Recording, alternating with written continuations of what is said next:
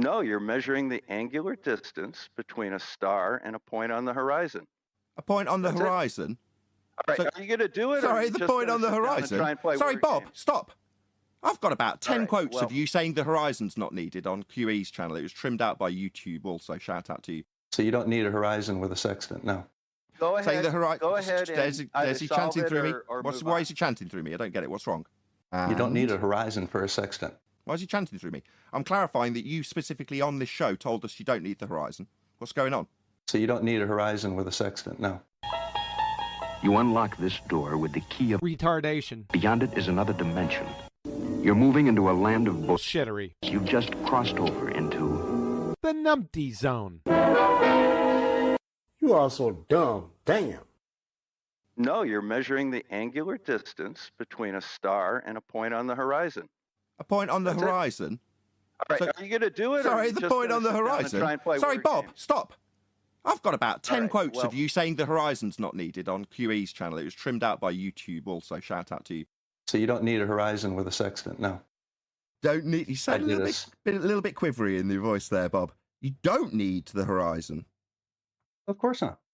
No, you're measuring the angular distance between a star and a point on the horizon. So you don't need a horizon with a sextant, no. Hey, I've got a sextant challenge for you in the timeout chat. It'll prove that celestial navigation, which is based on spherical trigonometry, works. Nope, got to have a triangle for that. No, there's no triangle. No, there's no triangle. But you're more than welcome to use flat earth trig to do it. No, there's no triangle. No, there's no triangle. That we will require spherical trig to do this. Will we or won't we? Absolutely. Well, okay, how are we going to do that without triangles, Bob? Do you want to define what trig is? The two different trigs. If we're not going to need triangles, can you define what that means? Busted! Numpty dipshit! You're a retard! Unbelievable, folks. Seriously, Bob, you've laid out a challenge, but when we come to clarify how it will prove for sphere Earth, you said we could either use flat Earth trig or we could use spherical trig. But then you've gone on to deny triangles. No, there's no triangle. No, there's no triangle. Got a question there, Bobberoonie. If there's no triangle, bum sniffer, then why do we need to use trigonometry, which is the study of triangles? I don't get the... I seriously don't get the mentality that would do this. It's humiliating for you. Turn out the lights. Double speaking, tender clown space monkey. The party's over. They say that all good things must end. Ballers scattered on dawn's highway bleeding. Fallacies and refravity crowd their fragile eggshell minds. So what's trig? For the audience's benefit, this dumbfounded silence is what you get when you become a fundamentalist religious zealot chanting about measuring angles on a curved surface. You start denying that you're doing triangulation, or that you even need triangles, or that there's even adjacent that you need at all. That's what you get to. Do you realise how stupid you sound? Oh, well, everybody's heard about the bird. The bird's a winner. You're a clown.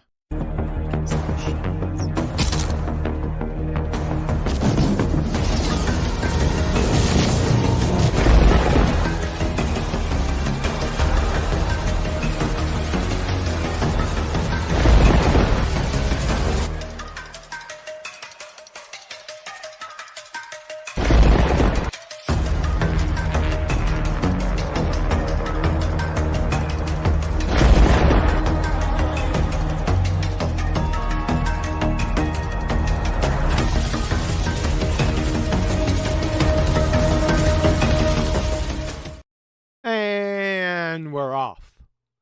As usual, if you'd like to support this channel, there are PayPal and Patreon links in the info box below. Let's head on over to Discord to beautiful Betty Van Velsen. Beautiful Betty Van Velsen, go. Go what? The only way is up. Go up, right? I thought I'd throw it over to you real quick to see if you could react. I did. Eh. Yeah. Just in time for being off the phone. Yeah, off the Just phone. Yeah. yeah. Yeah, with mom. So you know that usually when mom is on the phone, it's good to get sort of a short like call because I usually the longer one. Yeah, they're usually the other way. They're usually long calls with mom. Yes.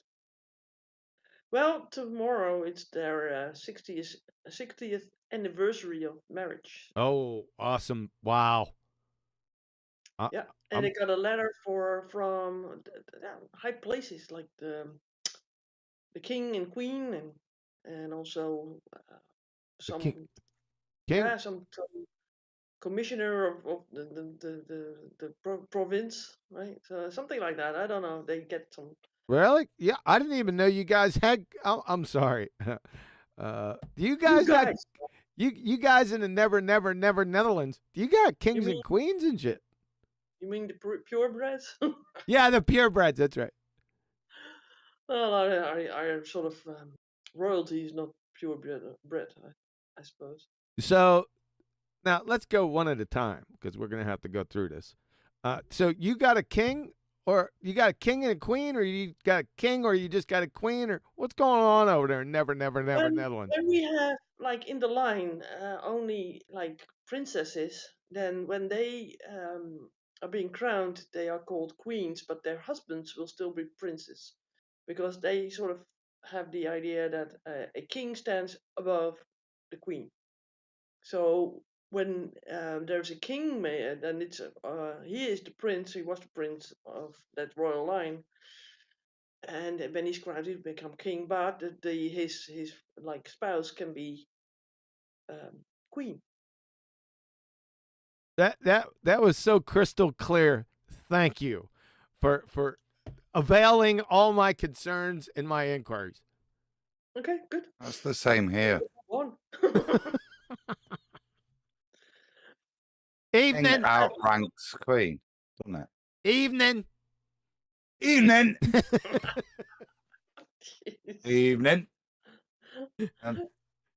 So you were saying, Adam, it's the same in Britain that the king stands above, like not in chess games, right? The king stands above of the queen.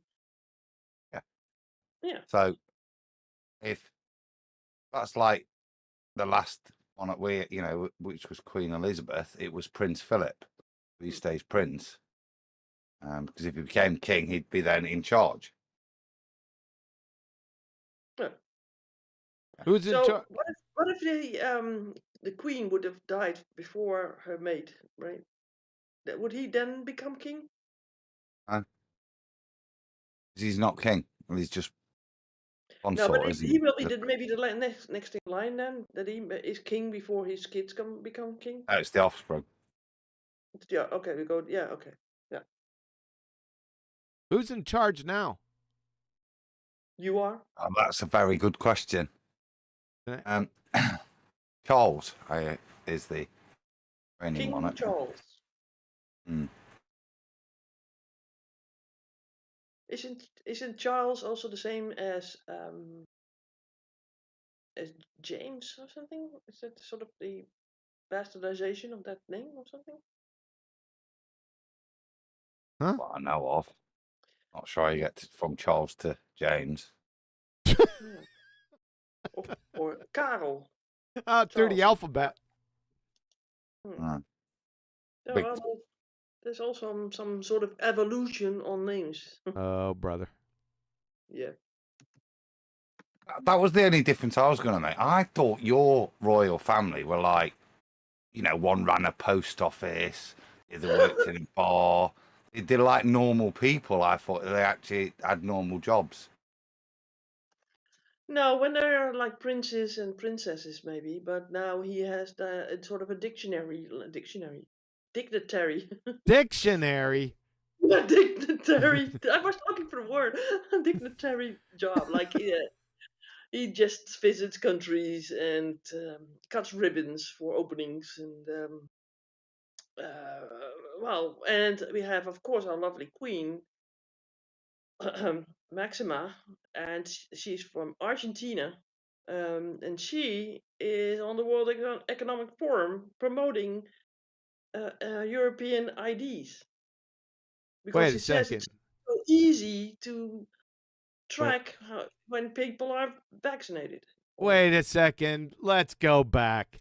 How in the world is the Queen of the Netherlands from a different country? Like I said, the royals are not that like purebred. Who is in charge in the Netherlands? Well, certainly the king isn't. That doesn't answer my question. I don't want to know who's not. I want to know what kind of governing World Economic Forum. How about that? what kind of governing authority or philosophy or some type of what the hell is going on over there?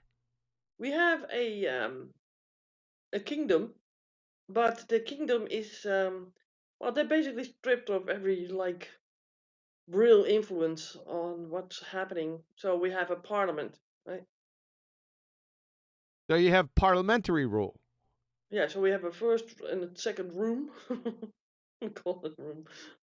And yeah, there things are decided. I'll tell you And then what, we have a president. you better get more specific. I'm going to show We you have a every prime minister. Prime minister. Get more specific, okay? Or I'm going to show you every corner of each of those rooms. Well, if you know them already, why should I show them?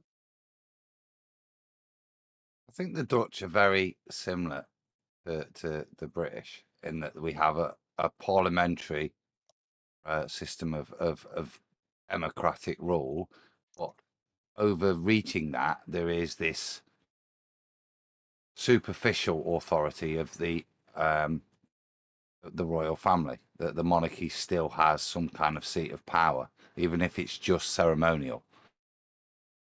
I think as it is. Because, like, over here, you've got the Queen's speech, which is what the government's going to do in the upcoming year. Of course, it's the government that write the speech for the Queen to say, or the King, as the case is now. It's pretty much just theatre, isn't it? Yep. I've been watching The Crown on Netflix. Oh, God. Yeah, it's getting a little bit too long in the tooth. I have yet to get up to where Princess Diana comes in. But I was trying to get a grasp. I kind of, just something to do, something to watch over the past couple months. I'd flick it on, but it's gotten too boring. And I've come to the conclusion that you got a real cluster screw happening over there. On what? Not we're moving to England, Betty. I We're understand, but on what? On what is the cluster like? the cluster screw is a confusion from outsiders, not from insiders, because Adam seems like he's got a handle on things. Is actually who is actually running shit. Yeah, the World Economic Forum. I already told you. Oh, brother. Yep.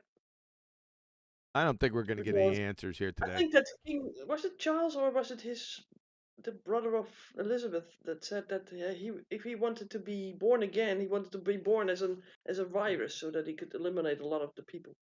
No. Who was that?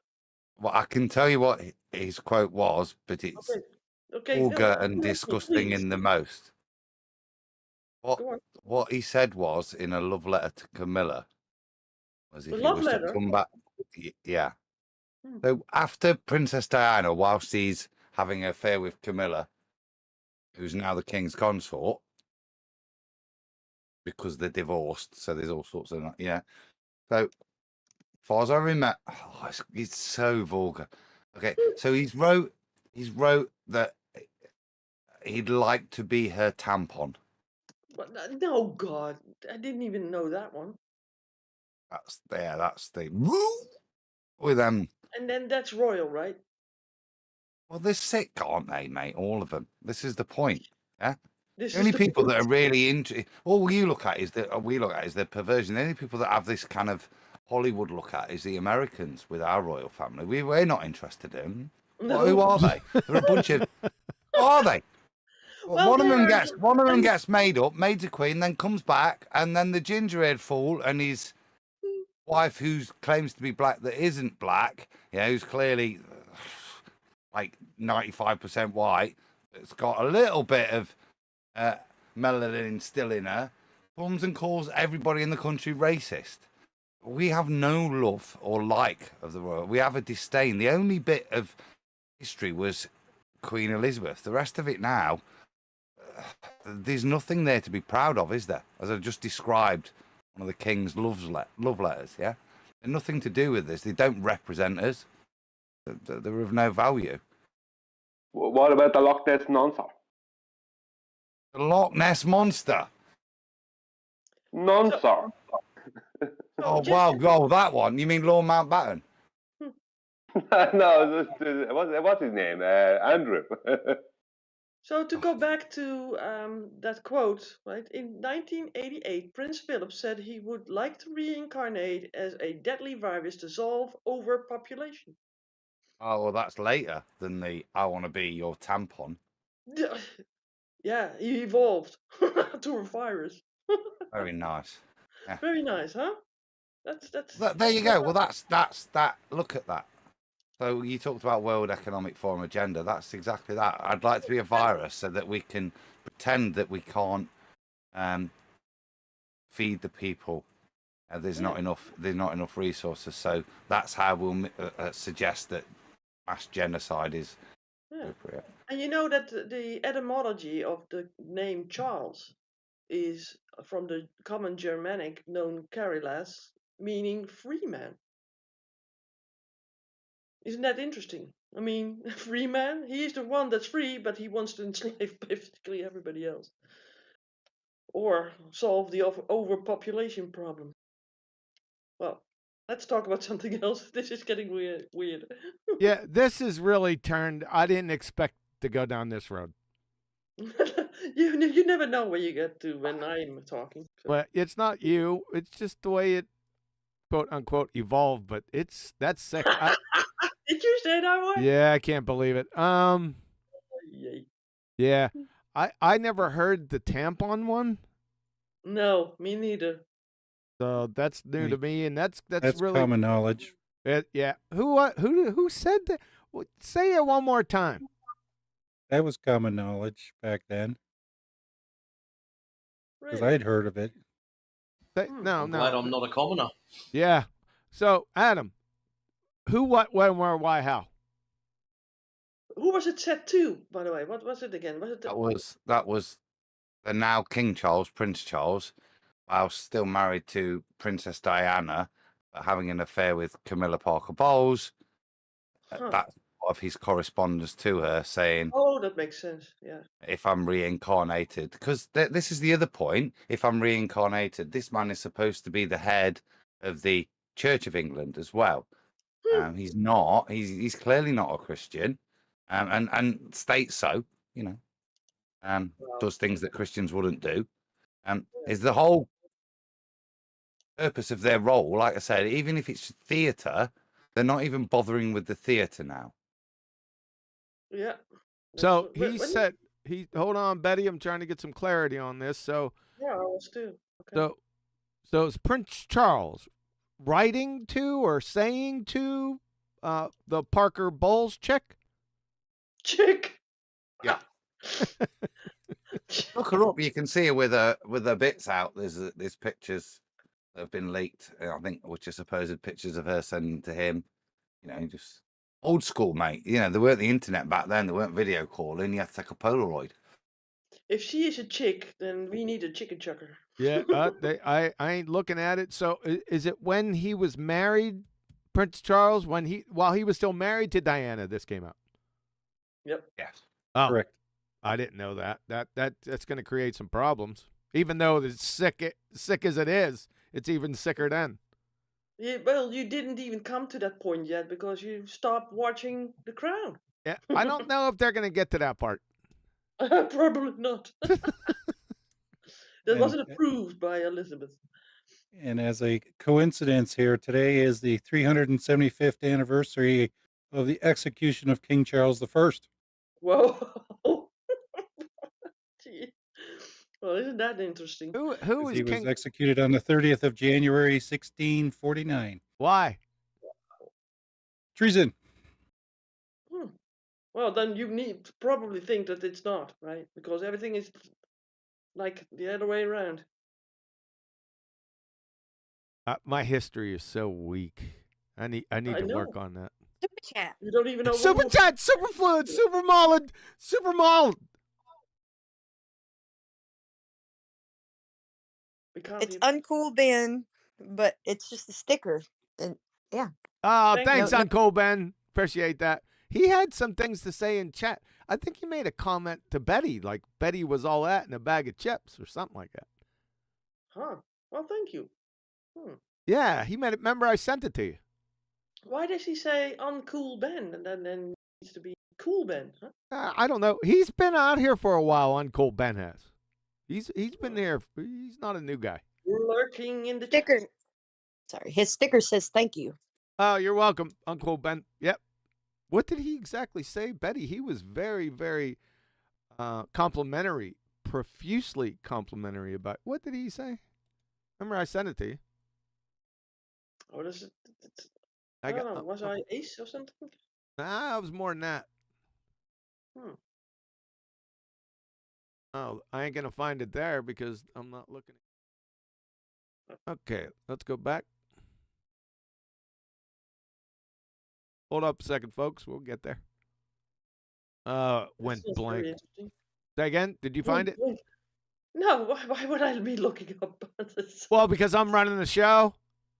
Sweetheart, I'm not a narcissist. I'm not going to run up my own Compliments. All right. Yeah, uncool Ben. He lives close to Birmingham, and I live close to Birmingham. Isn't that creepy? So he lives close to Birmingham. Uncle Ben, have you ever met Nathan? Because he's from Birmingham. Nottingham. No, that's the other guy. That's evening. Evening. That Brian finally got it. You've done that very well. Thank you. Uncle Ben says Betty rules with a big red heart. Uh-huh. Yeah. But that was last show, right? Because I sort of took over at the end, I think. Yeah, I found it. Yeah. Weren't we supposed to have a presentation today? Yeah, we're going to expose a couple retards, yes. No. Presentation by Brian over the sun. No. Yeah. No. Yes. No, we weren't. Is it next week then? Maybe it's Ballbusters. It's definitely happening next week, yeah. Because I completely forgot all about it. See, there you go. You guys have mental problems today. I thought we'd agreed. I was going to do the moonlight presentation on how it shows it's cold. Sweetheart, until you do the Time Bandits, there's not going to be any coldness. Time Bandits has got a bit trippy. Trippy? Hmm. What is the trippy? Earl Bonnet, the French sailor, he's just pumping out some really good stuff that is so relevant. I've just got to get my head round. And it is so relevant, I don't want to have to go right at the end of Time Bandits Part 2 that actually there's okay. DEUX. I know, Yeah. duh. Yeah. Duh. Nee, duh. Duh. What duh? Yeah. Do. Don't start.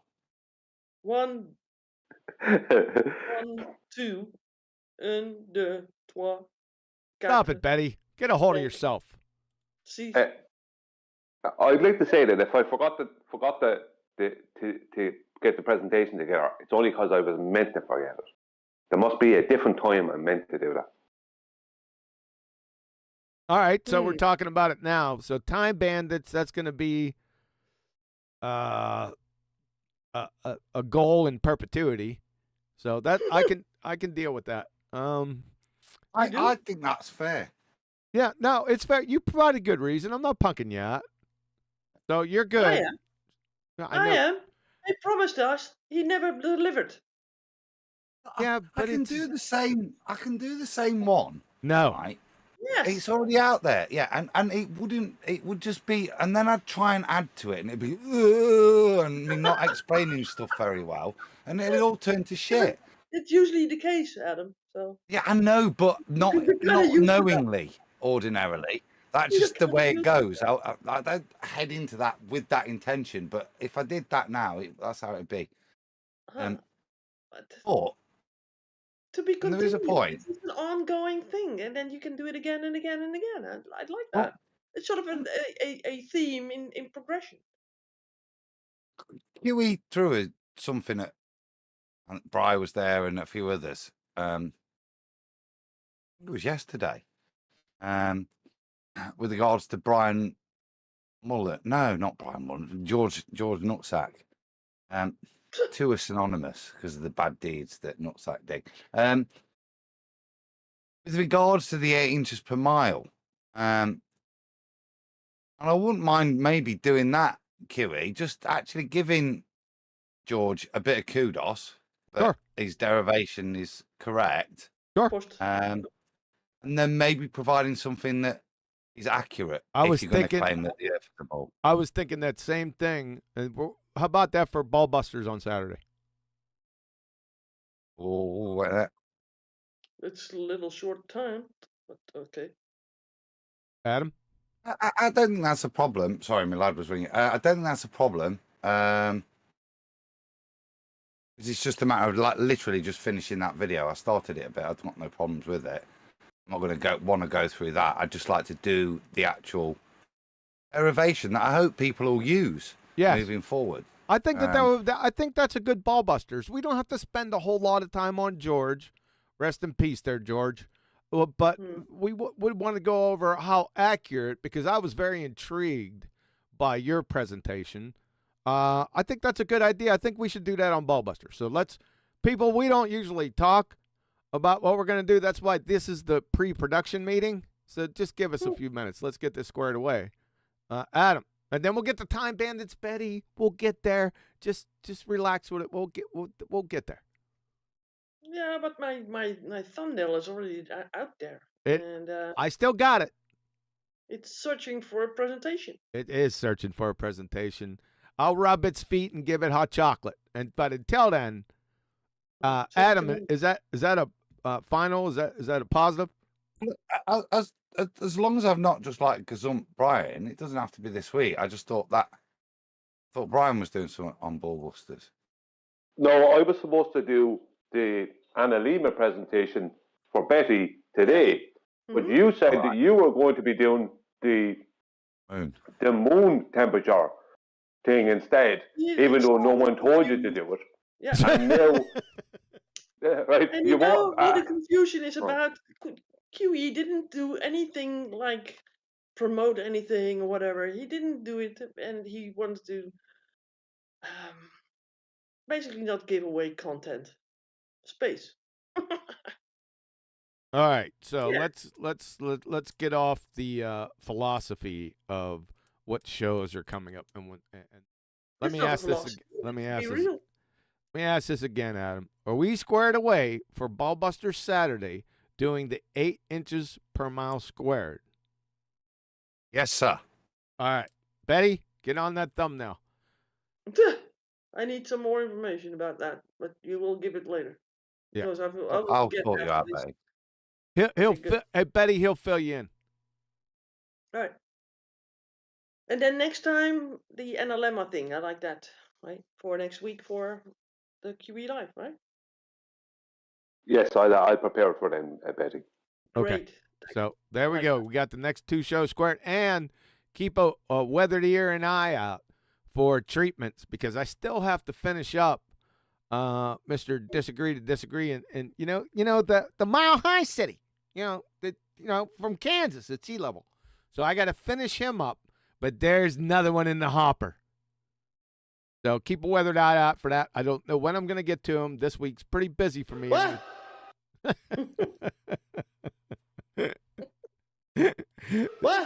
What? Shut up!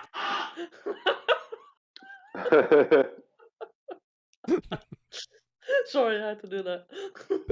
Thanks, buddy. All right, so what are we going to get to here? We got to get to, I think, the title of the show. Are you done with the Royals already? Yeah, I'm done with the Royals. Yeah. That's a new sort of word. Yeah. It's not yup. Yeah, but that it's nice. Carmela Parker Bowles and Diana thing, that threw me for a loop there for a second. I need to get off of that. Yeah, I understand. Yeah. It's not a good. Can I ask a quick question? Sure. Does Adam have conclusive evidence on that moon thing, for one way or the other? On the what, Righteous? On the moon thing. Your moon presentation coming up. Oh no, it don't prove shit. That's the beauty of it. Oh, okay. All right. Well, that's it. That's all I wanted to ask. Thanks. I say that, I'll bore you with it, and there's no science there. It's synthetic. It is empirical, but there's no cause and effect. There is observation and good, high quality observation. Data. And record keeping. You make of it what you will. I can't anything. That's why I don't pimp it. That's why I was teasing with it. Of course you are. It's intriguing. Righteous, did you see Jay Tolan media's latest video where he has it's like a flare type thing. Can't remember what the proper name of it is, where it shows temperatures, picks up temperatures, and it shows the moon having a really warm temperature in its center, and it kind of decreasing as it reaches its surface. But then there's this dark blue ring around the outside of the moon. Now, dark blue, you should see it. Dark blue would mean very cold. So I don't know. It's bizarre, yeah. But yeah, Jay Tolan Media, his latest video. What did you say? Did you say flare? I said floor, but I know he has a different name. It's similar. You know, like where they take body heat. You know, like they do with helicopters when they're looking for illegals at the border in the United States. You know, they have that body heat cameras. But flare, flare is forward-looking infrared radar. I have the name wrong. Well, I did say I have it wrong. I did say I have the name wrong. This is a heat-sensitive camera. Well, that is too. That yeah, flare. well, maybe it's a version of that then. Yeah. Okay. It sounded weird in Irish. Say it again. But that's because I was trying to say it and not say it because I didn't have the right name. So I went for like that. So I gave a representation of the word without saying the word. I got you. It's not not a word. It's an acronym. I know. It's FLIR. I understand that, but I can't remember the name of the type of camera or process that Jay Tolan has. It starts with a H actually. But it's silent, right? Yeah, the H is silent.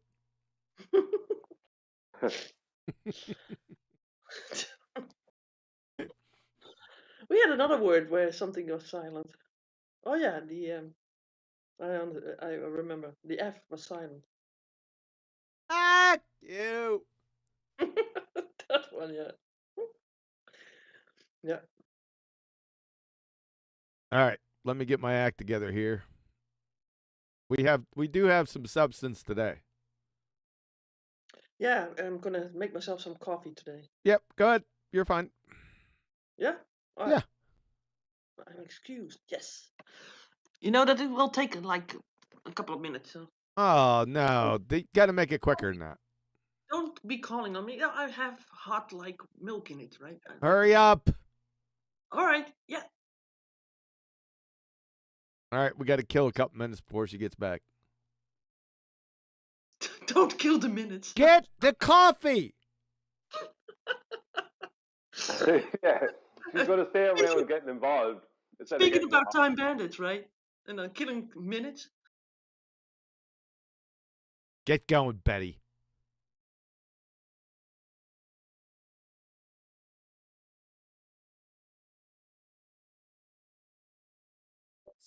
I Time imagine. management. I imagine that QE's head was in his hand when he said that.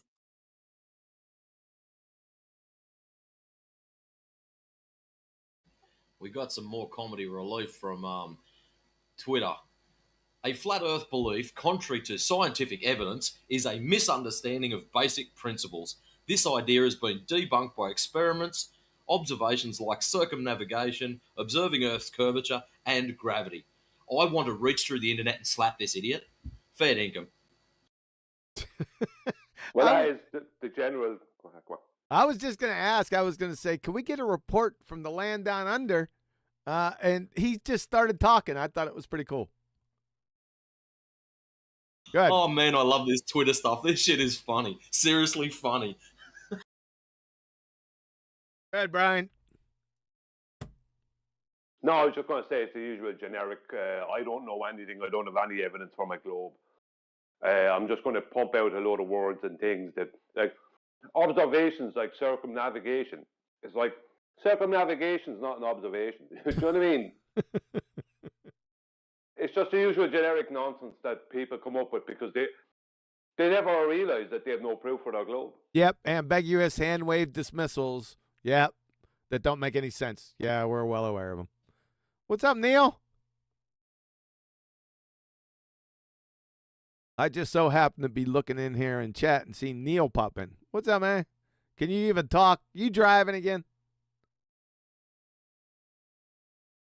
He's shouting at his mute button. I'll just wait till it's inappropriate and then he'll jump in. Yeah. I like that, Brian, what you just spotted there. What's that, Adam? The vague, ambiguous nature of crayon crunching clowns trying to hand wave dismiss things like morons. Yeah. Oh, yeah. Yeah. That's all they. I mean, what they just throw out these things as if it means something. This is the start of fear, because this is them trying to say there's loads of evidence for a globe, and they know in the back of their minds, you know, I don't ever actually remember checking to see if there was. Do you know what I mean? And then they quell that down in their minds. Yeah. They keep trying to quell it down in their minds. You know, that's what they do. Yeah, I don't know. It's funny. Go ahead, Flatty. Oh, I was just going to say it's funny because they say that it's basic principles when in actuality we are, taking it back to the basic principles. So that's all. So a bit of irony there, huh? It always is. Those vague, ambiguous chirpings from the peanut gallery. You know what pops up in my mind when I hear those idiot frigging, it's almost like cliches that they have? All I see is Deuce 7 offsuit. That's all I see. And that's it. And I like to talk to them specifically because I like to get a little bit more, just slightly more detail than Formica Deep. Like you said, Brian, circumnavigation, that's not an observation. just little things like that, yeah. The little stupid bones. Bones. Well, you know what's funny? On the other end of the scale, the heliocentric priests that should know what's going on, you have the likes of Brian Cox and Sabine Hostelfelder and others. What I've noticed with them over the past 12 months especially, is they're really starting to distance themselves from some of the mainstream heliocentric claims. Like Sabine has been gradually distancing herself from a force of gravity, but she went as far as stating that just because we have a pressure gradient and a gravity gradient doesn't mean that one causes the other. No, she's starting to do this. And now Brian Cox is starting to distance himself from the Big Bang non-scientific theory. You know, and I'm hearing these things go on. It's like that's their defense, is to distance themselves from the things that we are pointing out. Like when I say we, it's as flat earthers in general, but a lot of it's coming directly from this source. We're pointing out are a load of rubbish. You know, so they're gradually distancing themselves to a place where they go, well, we don't actually know for sure. You know, this is wrong because the maths don't fit over there. Well, if we put the Einstein's maths into this possibility, it works maybe a bit better. And it's a lot of kind of vague, ambiguous nothing, but it takes them away from being connected to a claim of whether it be gravity or the Big Bang or any, you know, the big heliocentric claims. So, you know, it's only a matter of time before one of them denies curvature. You what I mean? It's on the way. I'd like to see that. Yeah, I kind of got that same feeling. I don't follow those cats, but you know, Nathan brings them up every now and again with his videos, like today, and I got that same feeling, Brian. Yep. They're not the top. Sabine's not a top priest, so you will hear us say that. You go to the top priest, they've already said it. Yeah? That stuff is flat. Yeah? That's NDT. Yeah. What else has he said? Gravity. What is it? NDT. I don't know. Yeah. He's already done it. She's getting there. She's setting the things, the explanations for why she can make that statement right now. Pseudo intelligence she'll demonstrate to say why it's not. But Neil already does, if you listen to him, openly and brazenly. I don't know what gravity is. Talking about Neil on stage or Neil deGrasse Tyson? And Neil Cosentino, obviously. Neil! NDT. NDT. Go here. Neil has come. He has come. Oh, Betty's back. You're going to have to wait, Betty, because I just asked my wife to cut up an orange, so. Oh, my God. I'm getting a touch hungry. You always get hungry when the show starts. It's like you're in need of some ball tart munching, crunching. Called glucose. That's what I'm in need of. No, you I'm don't. getting hungry too. I got some boiled eggs in there. About to get on them. You know that QE is the egg man, right? Yeah, I love eggs. Eggs. Yep. Me too. Me too. And he's a chicken chucker. Yeah, but you're the overclocking mother clucker. That's true, but you're the chicken chucker. That's true. I like the overclocking. Yeah, I do too.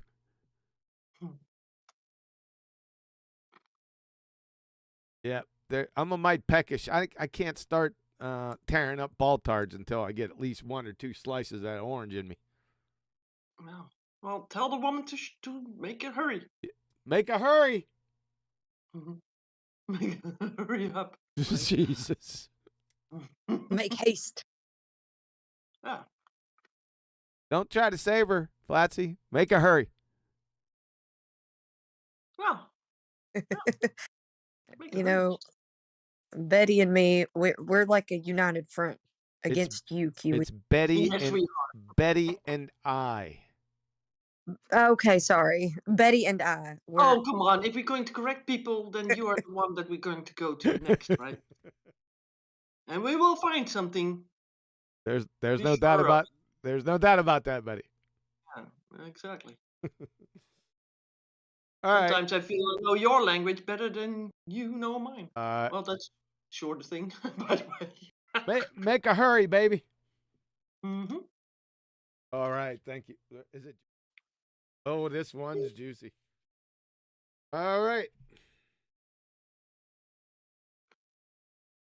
Made a hurry. Poor wife of yours. Or she's treated like a queen. Yeah, with what money? What? He let her. Not money. You just got like £10, I think. Was it £10? That's it. You need She to knows make some about the more money, precious. man. Sorry, I heard Flatchy. I was over talking. Sorry. She knows about the precious now. So he is treating her much better than he treats everyone else, right? Let's hope so. I treat Gee. everyone with the due respect that they deserve. Yeah. To which standard? Respect To who? standard. Sorry, let me get another orange slice, then we'll get right into it, folks. Yeah, let's do that so that you are like not hearable. Go ahead. Go ahead. Betty, you can babble for at least another minute and a half. No, I'm munching on something too. Oh, well, then I'll give it a crack. More entertainment from the land of Twitter. The first post. Anyone got proof the world is a globe? Or do I need to revert to my entertainment devices for that evidence? Nothing in real life? Got it. And the reply. Oh dear human, I'm not a flat earther, but if you insist on proof, number 1, time zones exist due to Earth's rotation. Number 2, lunar eclipses show Earth's round shadow. Number 3, horizon drops as you gain altitude. And number 4, ships disappear hull first over the horizon. And my favourite, number 5, photos from space. Unbelievable. Monstrous levels of ignorance. Do you really think that the shadow of the moon is the shadow basically made by the Earth? Earth, not Earth. Earth. I just read this shit out. Well, the thing is that there was a woman, and I think you guys showed it once on these one of these shows. And she's standing in front of a big light, like that sort of represents the sun, and her head is basically the Earth, right? And then she holds up a ball that is supposedly the moon, and then she turns her sort of like does a 360 around herself and says, "Okay, so that's then what the shade that it makes on the moon." But it's not true, right? It's totally bogus. Was that Hassenpfeffer that did that? Yeah, maybe yes. No, it wasn't. No, I remember it wasn't Hassenfeld. Who was No, that? no. I can't remember, but all that matters really is that someone has to prove that it's a shadow we see on the moon. And the shadows can be red.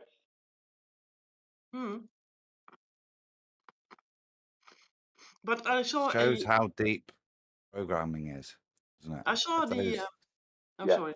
Was it the Rocks or Cousins lady? No, those that list of things that Matt that was just listed there that shows how deep their programming is. They actually think that that is a pertinent statement to make to somebody. That if they point those things out, suddenly you'll go, "Oh, really?" And I just thought the Earth was flat because I'd never heard of those things, having never been on the ball before, ever in my life, not having believed that religious rhetoric you've just spouted to me with no support. That's how deep he's. All he needs to do is state those 4 things which are fundamentals to ball rhetoric. Yeah, preach the sermon, as it were, of the Church of Ball, and you should still be brought back into the fold. You should re-understand, because he understands. Because all he's got to do to disprove you is make those statements. Like we never heard of them. Yeah, like I've always been a flat earther from birth. Right. Never learned anything at school about the ball. Eclipses? What? What's that? No. Oh no. Never watched a cartoon. Never seen anything. Yeah. Never watched Star Wars. Yeah. You know what I mean? That's the reality. Who do they think they're talking to when they make those statements? They genuinely. What those statements are a religious doctrine, aren't they? Yeah. I'm following this guy just for the comedic value.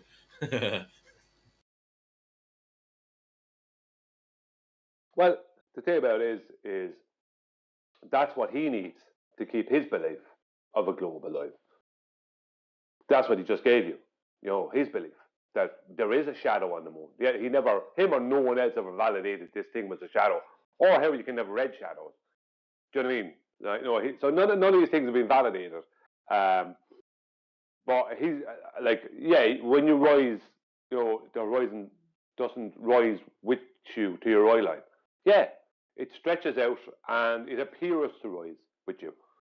It just appears to. It doesn't actually. Because if you're looking at the sea and you are 50 foot above the sea, then you're 50 foot above the sea.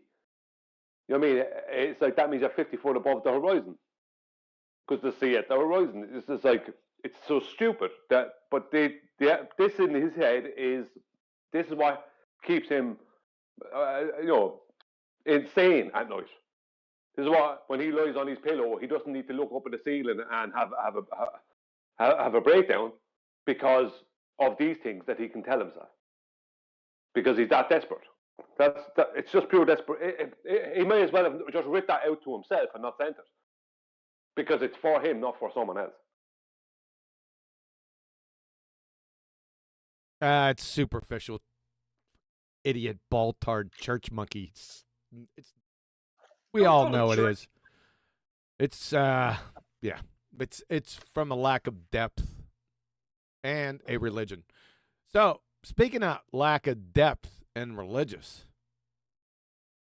maybe we ought to check into Grayson. This is going to be a presentation. This is going to be short, folks. This is incredibly stupid, and he's damn proud of it. And a presentation that was given when Nathan went over to the Land of Misfit Toys server. I think it was last week, and somebody brought up a topic. It was a politics server. Oh, it wasn't from the Land of Misfit Toys. It was from politics. Yes. Oh. Do you have a name for that? Another name for that? What's that? Yeah, because you give everything a different name, so nobody knows where they're at anymore. I'm still looking for the Coontick Hound Foundation. But where's the Blue Tick Cornhound Kennel? Yeah. I'm still looking for them. Yeah. Sorry about that. They apparently know something about gas pressure. Woo. Woo, yeah. So Brian is right. He corrected me. It was from the politics server. Nathan's going around with his traveling flat Earth measurement show. The flat is measured. The Earth is measured flat show, and he went on politics server. And I think it was a pretty good interaction that he had. I didn't listen to all of it yet. However, I did catch this part. And the problem was, I think it was Jesse, Path of Light. That it was him because I confirmed it yesterday. I was talking to him. He has the same slides. Where Jesse presented slides, but we couldn't see them on the live show. So I got those slides, and I confirmed it with Jesse that those were the slides that he presented. So what this is going to be is more or less, friggin' damn thing. And I cut my darn thumb the other day with a knife. You ever cut your thumb with a knife? I just pressed on it, and this pain shot right through my hand, all the way up my arm. Okay. Let me gather myself. Now bleeding? Do you have an artery bleeding? Huh? No, it wasn't an archery thing. I was cutting some hard bread, and I was cutting it on the side, and it's been a coon's age from the Blue Tick Coonhound Kennel since I cut myself with a knife. Yeah, but you're getting old, John, so you might need a slobber nurse now. When I think about you, I cut myself. Yeah, just recently, my pinky healed from cutting the tip of it on the slicer, and I was stupid. Man, it was so stupid that I did it. And I wasn't able to play guitar for a while because on my pinky, and my pinky's on the thinnest string, so it was a nightmare. Mm-mm. All right, we got off topic. Sorry about that, folks. The pain was so excruciating, and oh God, it's all about him and his pain. It was excruciating because when I did that, it opened it up a little bit, and I just had some orange slices. So the acid from the orange got in there too. Well, they should pour some vodka on it. You can't get We away can go from all it, the way. right? It's right on the tip of your thumb. You use it for every damn thing. So I digress. Okay, so we're gonna You play. think that's painful? Like what you're about to take us through is going to be 10 times worse. Oh, it's bad. Yeah. So it's a little competition to see more or less who's the smartest kid in special ed. You guys can make the call. I already made my choice because these guys were talking about Jesse and his slides and what he was trying to put forward. And I said, well, I got something dumber than that. And they were saying, no way. There's nothing more stupid than that. And I said, oh, yeah? And I brought up our buddy here, Grayson. Now, we went over this. I caught this off of Flatsoid's channel, but I don't know, 3 months ago, something like that. And I heard something really hilarious, and I brought it up to the guys over on Nathan's show, and it was the ever after show. I don't think it was on live or it was recorded, and I brought it up. We all laughed. And then somebody sent me a little clip, and it was the same thing. And I said, you know what? This has got to get some airtime. You people are not going to believe how retarded this mongoloid is. I mean, and confident. So you guys are ready? You guys are in live? We're going to go through this. We're going to go through Grayson, the greasy slee stack here, and then we're going to shift over on to Jesse. I think Brian and Adam's going to take shots at these slides and his, I don't even know what his dumbass argument was. But let's take a listen to this. I'll stop it, when appropriate. It should come quick. But here we go. Get on live on Discord. I'll play for a few seconds and I'll fiver just to make sure everyone's hearing it. Here we go. I'm sorry, Ryan. Can I ask for 5 more minutes where we can just talk about Coriolis? Because I think... All right. So you guys all heard that in there? Yep. Hold up. Already? It's not been even begun. Only because I get exposed to so much retardia. Sometimes I don't necessarily link it. So this guy that you right is also the guy that drew these pictures. No. Oh, thank God for that. No. We're gonna, Adam, you're not listening. We're trying to figure out who the short bus king is here. It's either going to be Grayson, this moron. Moron, epic proportions. I've never seen Jesse. The guy's name is Jesse the Path of Light. That's going to be the next. That's going to be what you and Brian are going to be dealing with. So they're two different people. All right. You got it? I'm in the game now. So I guess Flatsoid, I guess this is modern day debate, where people actually think it's a debating platform. Friggin' ignorant Egypts. But anyway, they're on modern day debate, and Grayson, I think his name is, hold on a second. Let me pull a maximizer. His name is Based Theory? Who knows? It's pretty stupid. But I think his name's, it has Grayson in parentheses. So they were on modern day debate, and he's gonna screw the pooch. I mean, catastrophically. But he's gonna do it confidently. Here we go. I'm sorry, Ryan. Can I ask for 5 more minutes where we can just talk about Coriolis? Because I think he doesn't understand how Coriolis works. Is that fine? Sure. Like I said, we can keep going on the. We just want to make sure we're respecting everybody's time. And I was going to say we can only do 5 minutes. We'll do another 5. That's cool. Let's do that. Cool. Thanks. So, base theory, Grayson. Can you please explain to everybody what Coriolis effect is, please? Yeah, it's from the rotation of the Earth. No. What is Coriolis effect? Yeah, it's from your rotating inertial frame. Ladies and gentlemen of the jury, that is one of the dumbest things I ever heard in my life.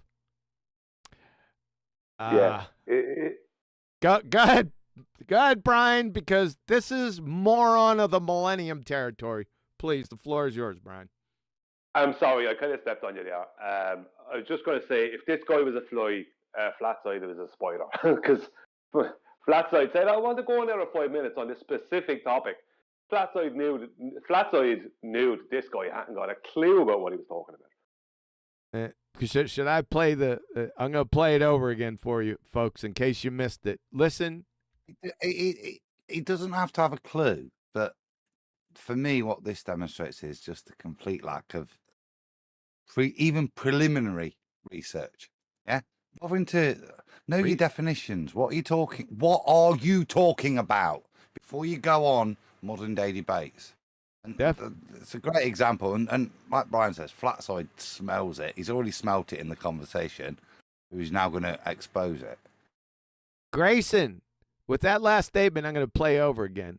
You would fail junior high intro to physics. No doubt about it. It's probably 6th grade intro to physics. And here you are confident, like the biggest numpty dipshit, delusional Dunning-Kruger idiot.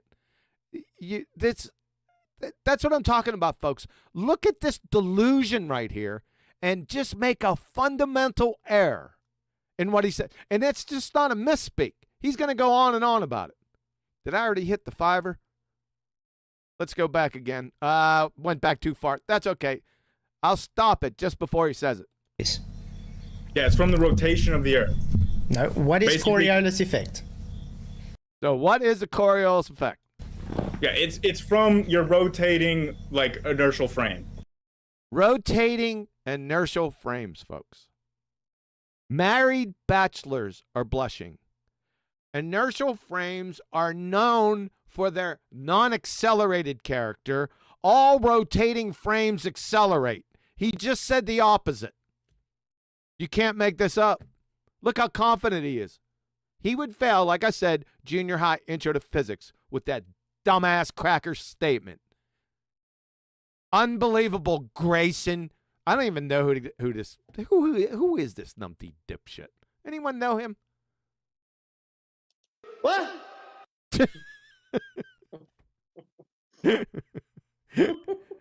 Let's get some more.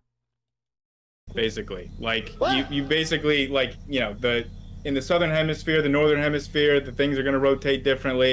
That's where he's at. Look at him turning his hands the opposite way. Things are going to rotate differently. What things? What are you talking about? What do you mean by differently? Yeah, right. Different directions. Are we back to that north-south rotation where we've got a equatorial slice with different hemispheres spinning in different directions? Who knows? He was too general. But he said differently. Things. If they're all going in the same direction on a ball or whatever, yeah. Is that different if they're going in this? No. So what does it? He's so ambiguous because he's already shown he doesn't know what he's on about. That he said things at him. He don't give him any more than what he just said. So just relax. He said things, thingies. Things. Because of the Coriolis effect, you're gonna have. Because listen to what he said. I'm going back. Listen, folks. The northern hemisphere, the things are going to rotate differently because of the Coriolis effect. Because of the Coriolis effect. It fell intro to English 40 class. He would fail that. How can you're talking about the Coriolis effect, but then he says that things are caused by it. Even grammatically, it's a nightmare. Go ahead. Did he say that it makes things rotate differently? That he says because. As soon as he said because of an effect, it's dumbassery. He's a moron. I mean, just. Well, he's a moron from the what did he say? The rotating inertial frame. Oh my God! What a dumbass! And look how confident. Go ahead, Brian. Sorry, I stepped on you again. Right, this is as usual. Bad habit. It's like as if, because as far as he's concerned, the Coriolis effect does cause things like hurricanes. Do you know what I mean? He has it in his head that it is an effect that causes things. He just doesn't. Do you know what I mean? He doesn't give it a second thought. Like this is. So he doesn't feel he has to. Like when he brings up out rotation, it means he doesn't realize that Coriolis effect is not reliant on a globe out. It's an effect, a real world effect. Do you know what I mean? That they claim for the stars. That, you know what I mean? He doesn't understand that. So and he's saying inertial because in his head there is no two reference frames. Because he's getting all, the point I'm trying to make is he's getting all this kind of dribs and drabs of information that is incorrect information from Ball Cardia, from the anti-flat earthers who try and say there's a Coriolis effect, but there's only one reference frame. You know, and so he just thought he can just speak on this, and you know, it's all sorted, no worries at all. Like It's he not hasn't even got that. a clue about what he's talking about. He's not like coherent, Brian. He's not able, is it? He's not talking globiolis. He's not even describing that, which would be acceptable at this standard. Yeah, to talk about differential rates of change based on one frame of reference with sustained tangential forces. What the fuck? What the hell are you talking about?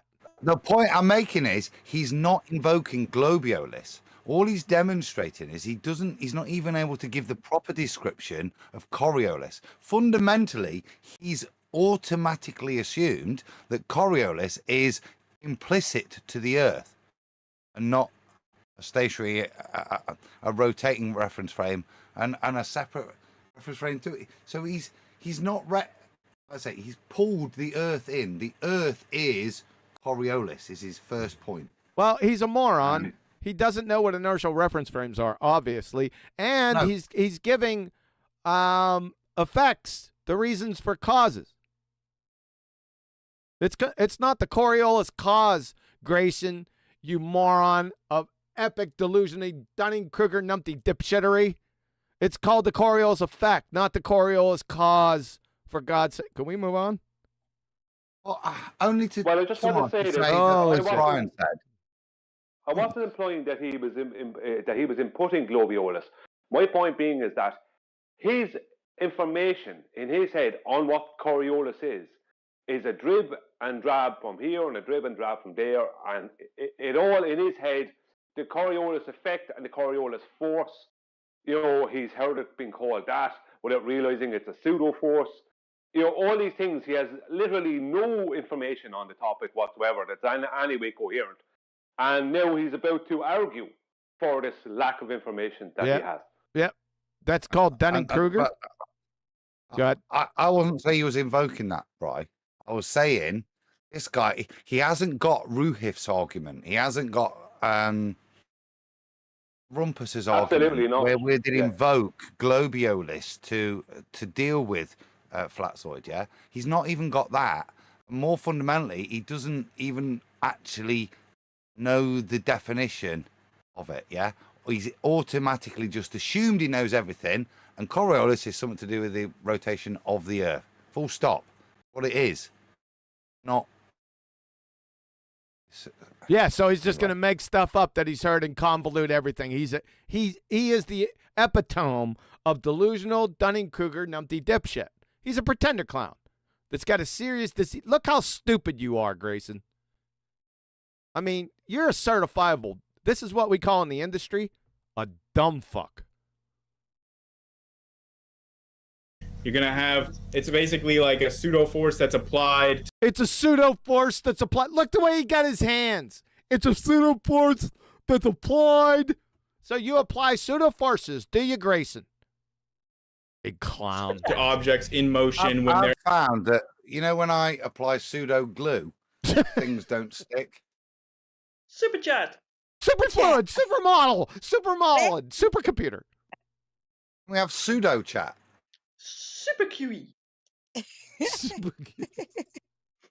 Elvis, Cure. Presley? I don't know. No, but I don't know how to say that. I'm sorry, Elvis, but he sent. He's taking about Casiolus. Casiolus. That's a good one, Elvis. Mark him down. All right, I got you. I'm tracking with you. Good one. Thanks for the super chat. Cosiolas. Love it. Betty, remember that one.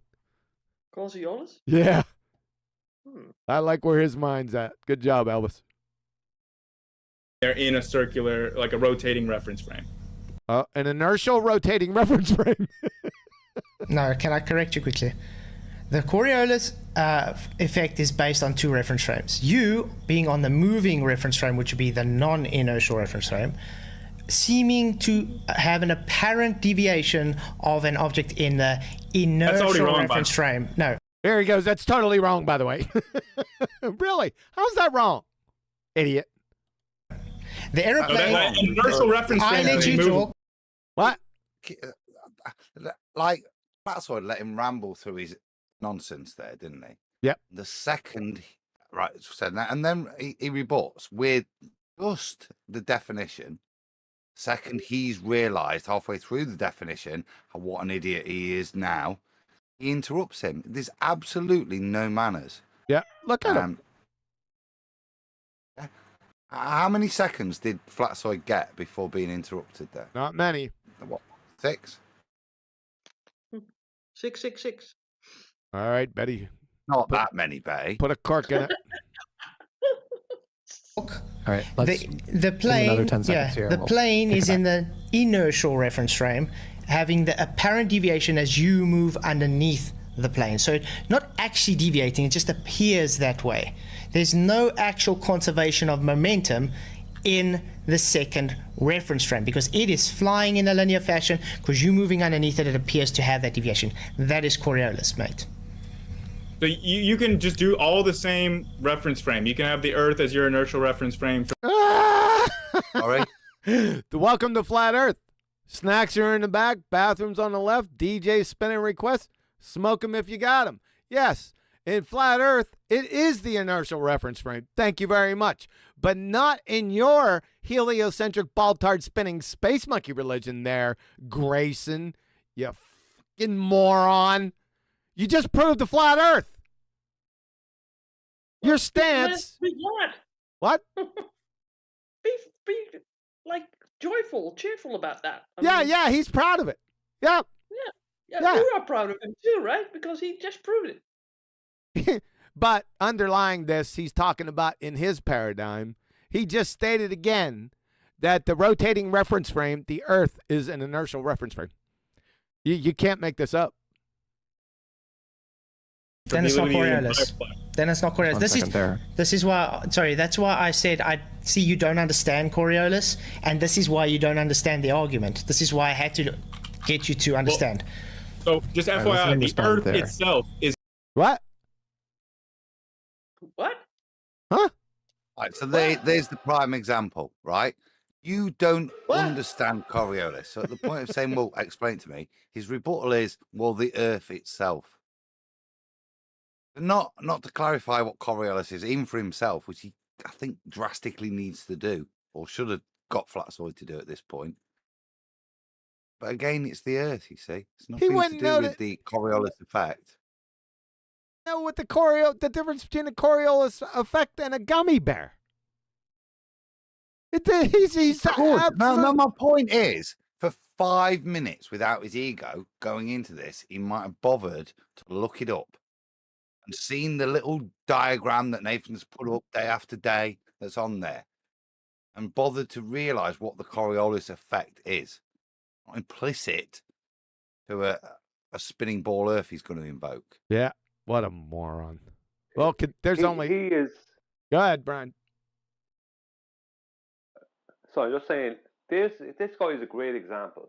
Every time I hear these guys in a debate, no matter who they are, even Fight the Flat Earth, any of them, they all confirm for me why I charge for debates, right? Because if you're going to debate one of these people, this guy will come at you on social media all confident and strong, as if he's going to give you this big brilliant debate, and he doesn't even understand the very basics of his own heliocentric claim. Yep.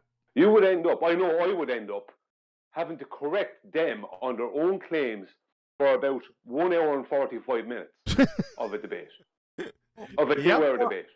You know? Right, where So are that's we why now? I charge €5,000 for a 2-hour debate. Yep. Now, if I have to be there and listen to you get everything wrong, and you not concede to anything and waste my time, then I want money for that.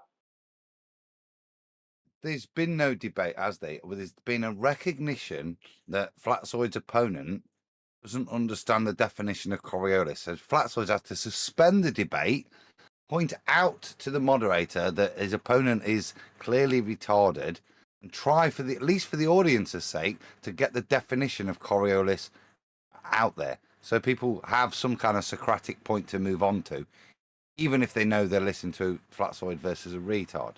Yeah. Yep. But that's all that's happened. There is no debate. The debate's been suspended. Yep. Because Flatsoid's got to explain. Yes, sir. You got it, Adam. Is an inertial reference frame, and you can calculate the entire flight based on the reference frame. Sorry. Why'd you go fucking 2 times more faster, you fucking... In YouTube. All right, try it again. This is why I had to get you to understand. So, just FYI, the Earth itself is an...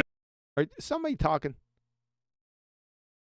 Okay, relax. Inertial reference frame, and you can calculate the entire flight based on the reference frame of the Earth. So you can use. You hold on. This is so retarded. Wait till you hear this. Inertial.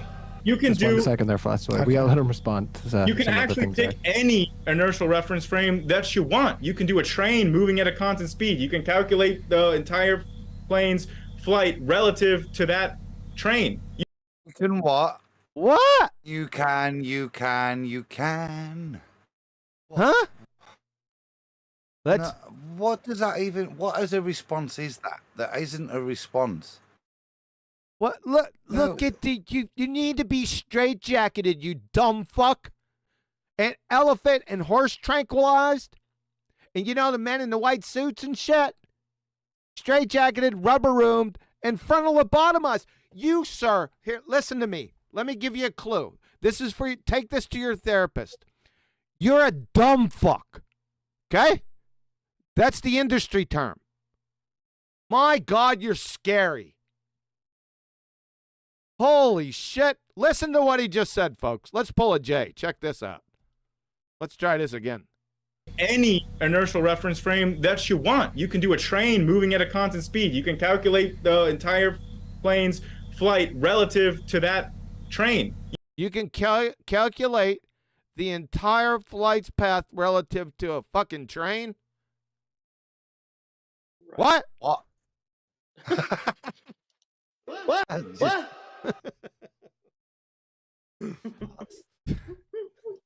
You know what? You can do that.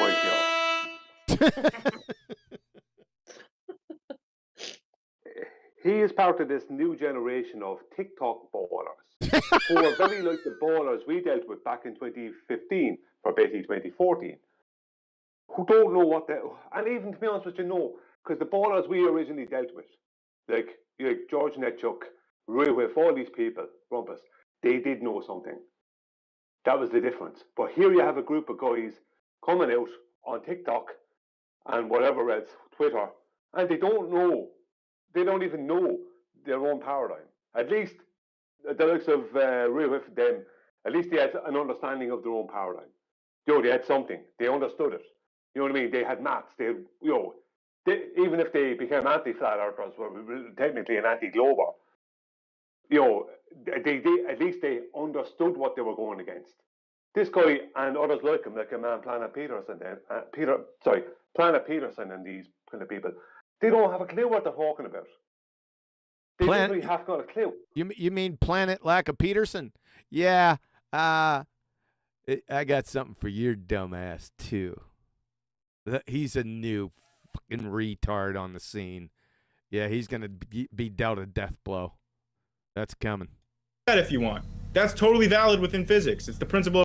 It's totally valid within physics. I got to get all this. Sorry, folks. We're gonna pull. Let's pull it, Jay. Let's get the whole thought. Plane moving at a constant speed. You can calculate the entire plane's flight relative to that train. You can do that if you want. That's totally valid within physics. It's the principle of relativity. What the holy? What? What? Right, so the point there is you can do that within mathematics. Yeah, the most fundamental point there for me, Q. You can take the piss. He's once again in a complete category error. I won't calculate that in physics, you numpty dipshit.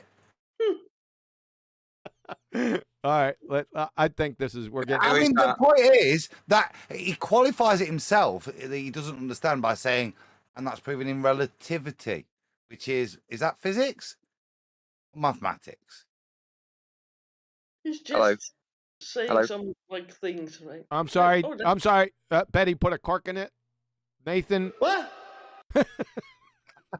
There you go ahead, Betty. My bad. I've only just joined. No, go on.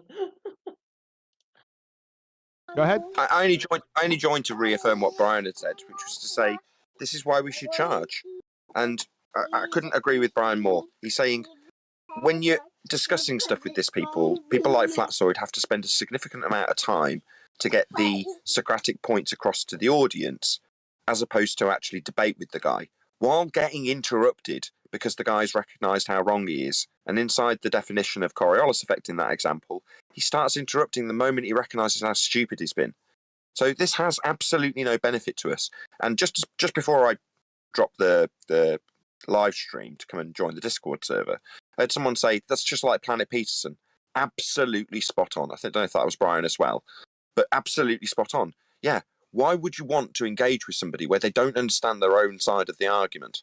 Where you have to spend a significant period of time educating them on their own stupid assertions that they've got from anti-flat earthers. Literally, they don't understand their own bloody religion. You've got to spend time educating them on it. And they think, like Brian said, when they're all full of beans on TikTok or Twitter, telling the world how fucking wonderful they are. Excuse my French. And it's just not the case. It's like when you actually get down to the brass tacks of what they understand, there isn't much to what they understand. They're just full of bravado. Anyway, that's all I joined to say. Retard bravado. Yeah. Betty is exactly. Oh, hold on a second, Brian. Can I ask a favour just before I do drop? I've got my AMA running on my second channel. When you finish, can you share the link to it? Can somebody take care of that? Thank you. Thank you, Nathan. Betty, it's like a kid with a new toy. It sounds like that. You're off I need time. more of these sound effects, man. I need a couple of these. You're a dumb fuck. I want that. Duh, like behind it. Right? Yeah. You're a dumb fuck. Duh. All right, can we finish this? It's taking a long time. Yep. Again, the Earth is a non-inertial reference frame. That's not true. That's not true. Welcome to Flat Earth, you dumbass cracker. Snacks are in the back, bathrooms on the left, DJ spinning requests, smoke them if you got them. Thank you very much. Look at you. My word. Yes, the inertial reference frame is the inertial reference frame is the plane moving above you. If it's moving Now the plane is in the inertial reference frame, not the plane. Moving at a constant speed, that's true. But if it's not moving at a constant speed, that's not true. But any inertial, the Earth is also an inertial reference frame. This He keeps on doing it. Welcome to Flat Earth, you dipshit numpty. Snacks are in the back, bathrooms on the left, DJ spinning requests, smoke them if you got them. That's our claim. Thank you very much. God, you're a moron. This is a basic fact of physics.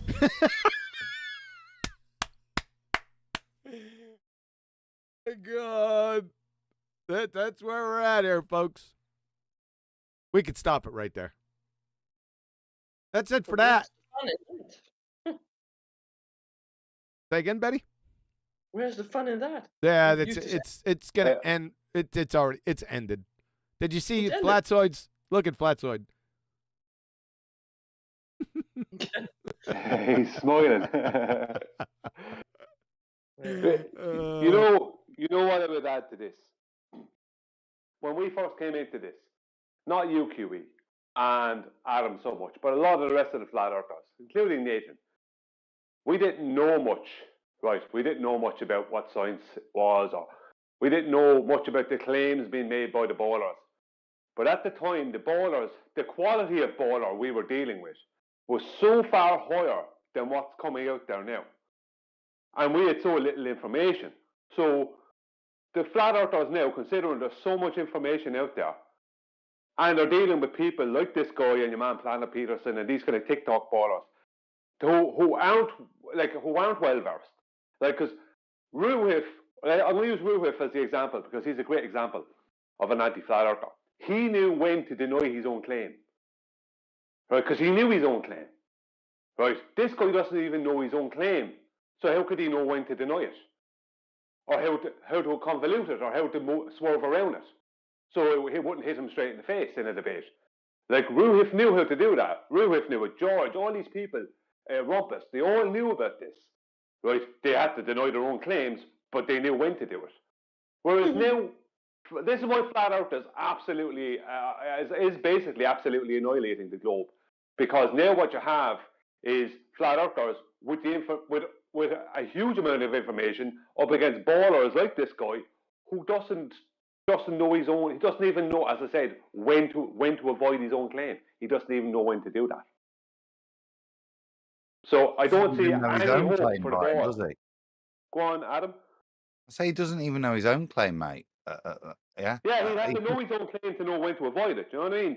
Yeah, you couldn't know when to swerve out of the way of your own heliocentric claim if you didn't even know the heliocentric claim in the first place.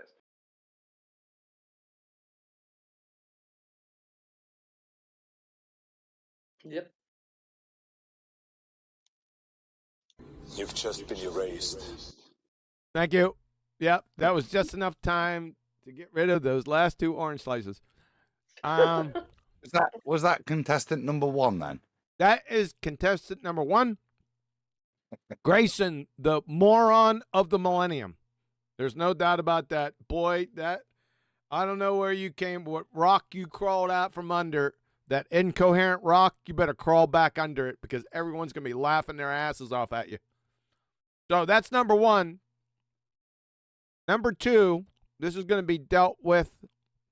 Now, Brian and Adam, you're going to have to take turns on this. Oh, 1 second. So this next window liquor gets a double slap. Awesome.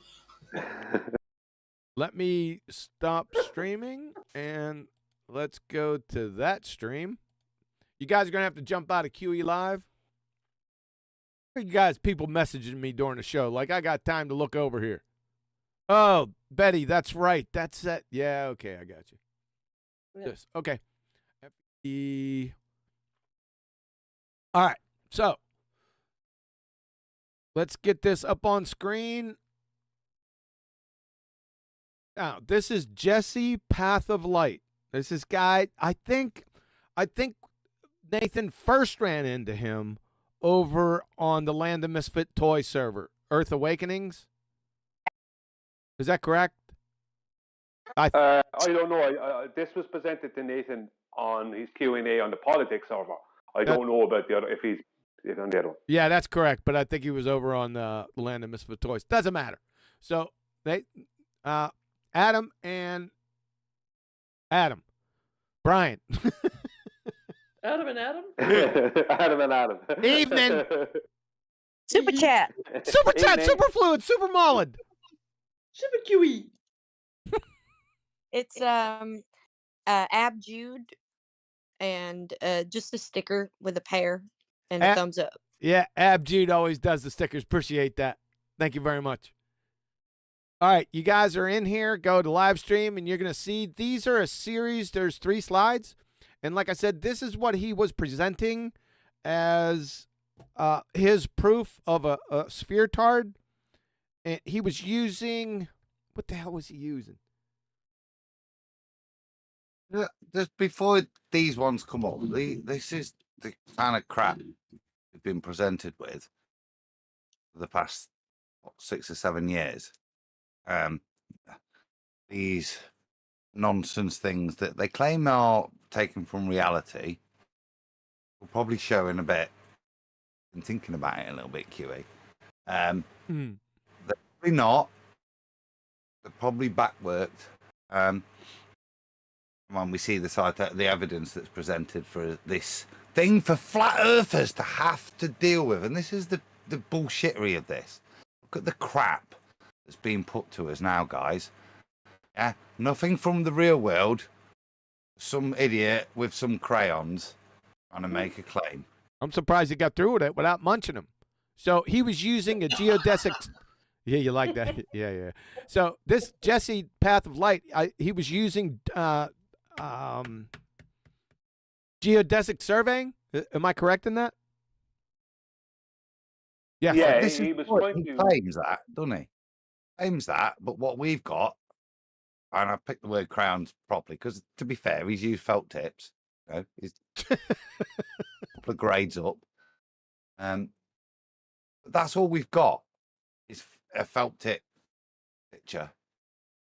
Well, at least he's got surveying data. Yeah, right. But at least he has an elevation angle on here. If we were able to see this, I would immediately stopped him and I said, "What about this? Hey, Jesse, what about this horizontal line down here? What's this represent?" That's the first thing I'd asked him. Well, what he's showing here is, right, with this first diagram, is that he understands that an elevation angle is always a right angle triangle. Yep. Now, the rest of his brethren deny this. If you can go to any of my recent videos, and whether the topic is directly about that or not, there'll be people in there denying that an elevation angle is a right angle triangle. All kinds of ballers are in there denying it.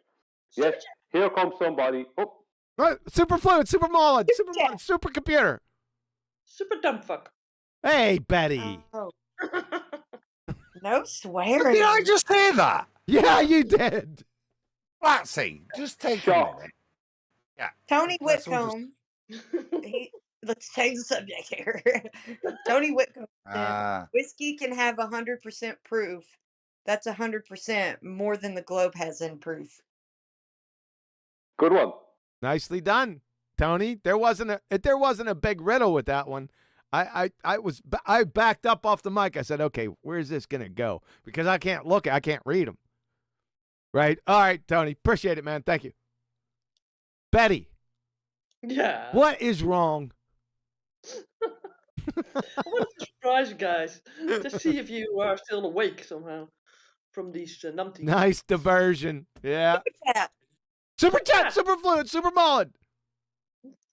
It's Godzilla. He said, "Yes, Tony, but if you drink enough whiskey, and the earth will spin." That appreciate it, Godzilla. Okay, well, we ready to continue? I think Brian was in the middle of a rundown here. Go ahead, Brian. Thanks, guys. Yeah, just on this before Adam has something to say about this diagram. The main point here is that this guy does understand that an elevation angle is always a right angle triangle. He's detailing the run, which is the horizontal, the rise, which is the vertical, and the slope angle. Right, that is what it is. Now, obviously, the main problem our opposition have is with them using these in celestial navigation, because they don't want the celestial navigation elevation angle to be an elevation angle. They don't want it to be a right angle triangle, even though it is, because that kills them. Well, so they all are denying that an elevation angle is a right angle triangle, even though here is one of them talking about surveying, detailing a right angle triangle because it's an elevation angle, or detailing an elevation angle and showing that it absolutely is, no shadow of a doubt, a right angle triangle, because it has to be. Yeah, and he's using it with geodesy. We got a problem here, Jesse. You see this run distance, this adjacent along here? See, that's horizontal. Can you show a horizontal on your sphere tard of any distance? No, you can't. Adam, do you want to finish up with a quick one here? I mean, for me here, I've got conflation. I've no problem with any of the maths that's described. It's just the way it's described. It's trying to simplify rise over run. What we're seeing is basic trigonometry, but the only thing I'd say is that's great. I'm happy with that. Let's have a look at it. We're using triangles. My baseline is flat. Okay? So every measurement is going to be based on a flat Earth. Yes. All of these things have no incorporation at this point now. Yeah, it's founded Every upon. measurement I take, yeah. Yeah, it's founded upon a horizontal plane. Period. End of story. Yeah. Yes, we can move on. No, made there's the one, other, statement. one thing on it we need Come to on. address here. He has arctan rise run equals elevation angle. Then tangent angle by run equals rise. Now a tangent is very specific in geometry. So he's trying to add in some tangent here. There's no tangent in rise over run. No. It's not a tangent to the curve. It's just the tangent as in trigonometry. Yeah, Are you talking about a tangent, not a tangent to a? You're not talking about. He's not talking about a tangent. He's not begging the question then. No, it's the rate of change of the rise and run, which is the equivalence to the tangent. That's what he's describing. Okay. Sorry, guys. I have another three. It's not I have a another three conceptual drawings. tangent to the surface.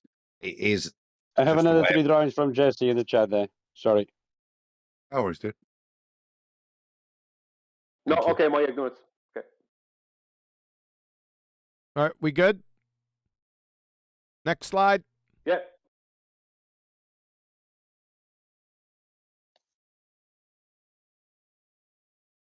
Measuring. Well, he's showing. Go ahead, Brian.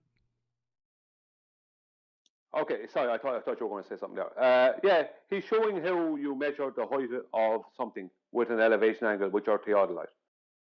So the main thing here is he's showing that the line of sight from the theodolite is a horizontal with the word level, right? So level is horizontal here, right? He's showing that has to be parallel to the baseline, right?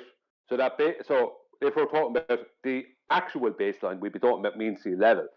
And so that level that he's created, that level which is a horizontal, is parallel to the other level, which is mean sea level, which is another horizontal. Now he's showing it just as the earth underneath the tree and underneath his tripod, right? But the point being is that he understands this. And for those two to be horizontals and parallel, then the line, which he's calling plumb, and the line up through the center of the tree, they have to be parallel verticals. So he's using parallel horizontals and parallel verticals. And to get obviously he knows the height of his tripod, so he has the delta height of the tree, and he's going to take in the depression angle to give him the other part of the tree, the part below the lens. So he understands all this. This all requires horizontal. You think he does? Okay, let me give my rendition. This distance down here, below the triangle, this thing right here, this is horizontal plane. This level that you got here, this is horizontal to the horizontal plane. This elevation angle, you got this is the hypotenuse of a right angle triangle. It's not the elevation angle. Elevation angle is here, in between the adjacent and the hypotenuse. So your attention to detail here is sorely lacking. Also, measuring an angle, really? No, this is measuring an elevation angle, not just any old angle. This delta height, what on earth is that? What is delta height, Jesse? Well, what he means. Oh, you're now you're going to divine his thoughts on what this is? No, I know what it is. In surveying, and a lot of times they'll show this with the diagrams, is they'll show that they will take a horizontal from the eyepiece of the theodolite, and they'll take an angle to the top of an object. Just as an example, let's just say an object in the distance, like that tree. Okay. But then they will also have to use a depression angle to add, so they'll know the actual height of the object, because they have to take in the height of their tripod. I got you. I'm tracking with you. Okay. Yeah. Now, the zenith angle right here, that is correct, but not the elevation angle and the zenith angle. There's got to be some separation here, like a separator, right? So this is kind of goofy, is what I'm trying to say. So the whole thing, it's just a muddled composition. Adam. Brian kind of said, I'll just reiterate it, the points I. So, first point, simple one is plumb. If we look at the diagram, there is no curvature expressed. Right. So, as to make a geometric statement that delta height line is parallel to plumb, which wouldn't be correct on a ball. Therefore, you'd have to mitigate for it. There's no mitigation for it. Second one is probably the most telling for me, because when the ballers create a tangent, as we alluded to earlier, they know they're making a straight line, not a curved line. They know that, whether it's through a sextant or a spirit level or whatever. And that's what that level is on that diagram. But the distance isn't.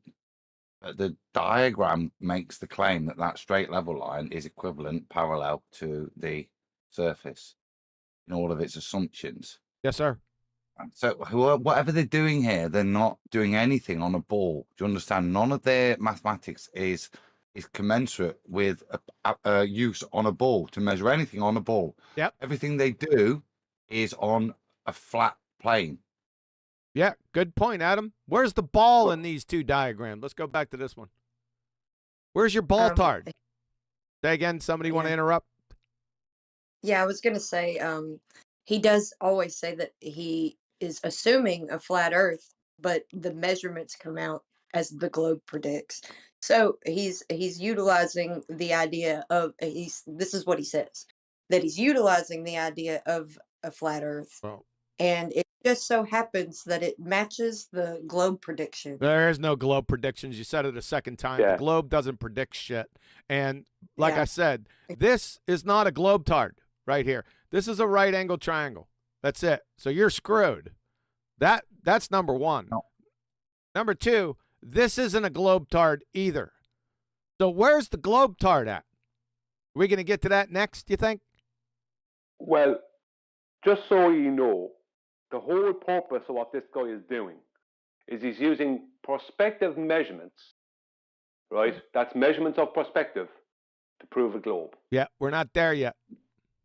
No, I'm just saying that much. All right, we're going to get to it next. Final comment on this. Go ahead, Adam. This is where it's, yeah, because what Flatsy said, his claim, well, he's not, yeah, and to try and pretend he can work it out like this would be the point of me raising the plumb lines. At no point do they mitigate for those non-diverging or for those diverging zeniths that they have to have, i.e. they're non-parallel plumbs. What he will do is try and mitigate for drop in the next slide, yeah, but that's all. And then try and express it, and it'll be interesting how he tries to express it and forge it, which we'll get to. But I say once again, they're not mitigating it. They're doing it. They're doing it flat, and they're resolving it flat, and then they're doing the best to try and then strap that onto a ball and say, look, it does fit. Look, if we do this and take away the amount of drop, everything fits. Almost, not really, but kind of. No, okay, it doesn't fit, but we can pretend that it's not exactly the same as if it was viewed across a flat plane if we ignore perspective. Superchat. That's what we're about to get. Superchat, superfluid, supercomputer. No, at ease, Betty. She beat me. She's beaten me all day today. Roger Ledwell, Building 9, that's where the new frontier is. Roger, you got to sneak that in, don't you? Appreciate it, sir. I just like to go back to the phrase non-parallel plumb. What in the world is that? Think about no, that's rhetorical. Non-parallel plumbs. That's stupid. This guy's a plumb. All right, folks. Hold on to your hats. There we go. This is the one, right? I'm going to try and keep this as simple as possible, right? Because I know you gave me a bit of a grinding yesterday for being too convoluted about it. It's hard to explain the nonsense that's going on in this diagram but I'll keep it as simple as possible. That line that says level is going from one mountain to the other, and it's meeting the higher mountain, which is Mount Shasta. And Mount Shasta is 5,245 feet higher than Mount Scott, right? Now, he has this other red line that's a dipping angle line that's coming down to the top of what you see there. It looks like a cone inside Mount Shasta, which would be its smaller angular size, right? Not its actual size, just its angular size. Now, what this guy doesn't realize is that straight level line that's coming out from his theodolite at the top of Mount Scott, that is meeting Mount Shasta in a direct horizontal at the exact point that he's showing it, at the point where Mount Shasta would have 5,245 feet above him. But due to perspective, it appears, it's not actual, it only appears like that horizontal line is dipping down. So he thinks it's an actual dip, and he measures a dip to the top of the perspective size of Mount Shasta. Right? What he's actually asking here is, how come the actual size of Mount Shasta is not presenting itself when it's 105 miles away to me with perspective view? That's what he's actually asking. This is how crazy this is. Because he doesn't understand that when things change in angular size, that the top of it goes down, appears to go down as it moves away from you. And if it kept moving away from you, it would end up being part of your horizon. Mount Shasta, which is over 14,000 feet high, would end up being part of your horizon. That's what happens, right? The top compresses down. The bottom doesn't come flying up. The top compresses down over distance. And what you think is a horizontal line is a horizontal line. And it is meeting Mount Shasta at the point it's supposed to be meeting Mount Shasta in a horizontal. But from your perspective view, it appears like that line would have to be going down. So this guy doesn't understand. He thinks, basically, as I said, he's asking, how come the actual size of Mount Shasta is not viewable in perspective view? That's what he's actually asking.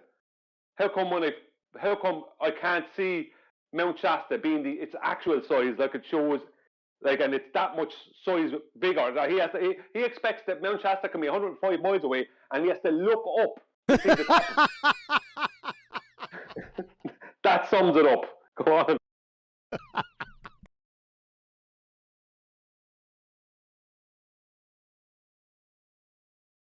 This is what I've detailed for years as optical drop. This is what I've detailed, and I've shown, I've demonstrated, I've detailed. Show what? I've proved it. Show what? The shit shrinks. Yeah, it's that. I know it's that ridiculous. It's that ridiculous that you have to show this, but they don't. See, you know why? Because they gave us the straw man back in 2015. Yep. That we say that the horizon always rises to eye level, when the original statement was that the horizon only appears to rise to eye level. And the proof of that is the dip correction in celestial navigation, right? Now, I argued against that for years, that the horizon doesn't rise to eye level. I've argued against it since 2015. I even made videos about it back in 2017, right? And they want to, like in our class, they'll take a square piece of paper, an A4 sheet of paper, and they'll put a line across the center of it and call it your horizon. In reality, your horizon's not going to be at your center eye line. Because if you're 10 foot above the water and you're looking out at the horizon, then you're 10 foot above the water that's at the horizon. It might appear at first glance that that's not the case, but there is a measurable dip to that point of water out at the horizon. There is a measurable dip because you are, if you want to draw it photographically, your eye line is a constant 10 foot above that water.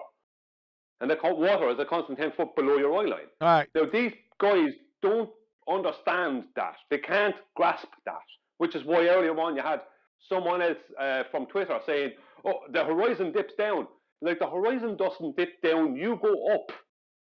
Got it. The horizon is always dipping down unless you're in the water and your eyes are actually on the water. Then the horizon's not dipping down. Other than that, it's dipping. Got it. So, this is Nathan's description When he says perspective hijacking, this is what he's talking about, folks. This is an example, a textbook example of perspective hijacking. Because he's taken the perspective, the angular size change, which shit shrinks at distance, and trying to bumble and fumble and stumble their way into thinking that that's Earth curvature. That's the perspective hijacking. What's that? What? Shit shrinks? Yes, it does, Betty. Can I add one more? Shit shrinks in the distance. Yes, it does, Betty. Yes. I know it's profound. Go ahead, Adam. Oh, I'm sorry. Go ahead, Brian. Add one. Yeah, just before Adam goes, two other points I want to add. Firstly, when he's showing the angular size, he's representing the angular size of Mount Shasta in his diagram here, which is the one that looks like a cone, the little green one that looks like a cone. That is lower, right? He's showing a perspective size, so it's smaller and lower than his position. It would appear to be from perspective view. So he's showing a perspective size. And what I won't go into all the details of it. It's in my latest video if anyone wants to watch it. But what he's actually after doing, by adding on that little dip angle that doesn't exist, like that dip angle would actually be meeting Mount Shasta about halfway up. He doesn't even realize that. In reality, he doesn't realize that that's actually where it would be meeting, not where it appears to be meeting for him. Where it would be meeting is it'd be meeting Mount Shasta halfway up. So you're talking 7 plus 8,000 feet up. That's where that dip angle would actually be meeting Mount Shasta.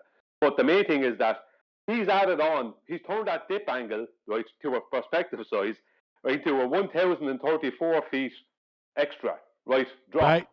But that means that he's just made Mount Shasta 1,000 feet higher. So according to him, Mount Shasta is over 15,000 feet high, not 14,000.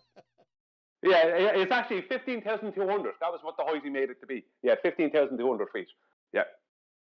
Well done. Well done, Adam. Did Adam pass out? No, it's where do you attack it at this point? And I think the most fundamental place to start is, as I think you said, QE, perspective hijacking.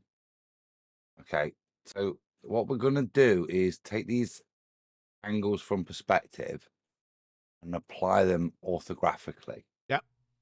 Then what we're going to do, more fundamentally again, is apply them orthographically with a flat baseline. Look at the diagram. Okay. What he's tried to presuppose here in his, it's weird, isn't it? Because he's shrunk the whole mountain, width-wise and height-wise, which you don't need to do. But what he's tried to represent is that Earth curve. And that's what he's crisscrossed mountain where it should be if Earth curve were there. He's done. He's go and take it. What has he got? He's got 6,000. All he's got 6,479 miles. Feet. Feet. Sorry, feet. That's what I meant. Sorry. Hold up. 105 times 105. And I'm using their approximation, not mine. Bollocks, Arsenal scored. That's really annoying. Just when you're doing maths. I think it's 7,350 or something, Adam. Equals 88,200. All right. Divided by 7,350. Well, that's not commensurate with a globe, is it? Whatever we're presenting. So what we can see is that what he's saying is from his level, he's got 5,245 foot from his level to what would be his expected feet. So he's not seeing that. That's just what, with his presupposition of what he thinks life would be like on a flat Earth, i.e. things wouldn't shrink. That's what he's because that's what he's labelled it as. His expected thing. Yeah. But I don't understand perspective. Yeah, this is what I think things would look like if it was on a flat Earth. He's made that statement like that, and I can't argue with that. I like that That's accent. his understanding. Talk that way. I like it. Sorry, Betty. Yeah, I like that accent, man. Northern Dutch. Northern sunshine. How did you know, Adam? I've tried my best. So he's made that statement, hasn't he? And then what he's claimed, and I use the word claimed because look, what have we got of evidence?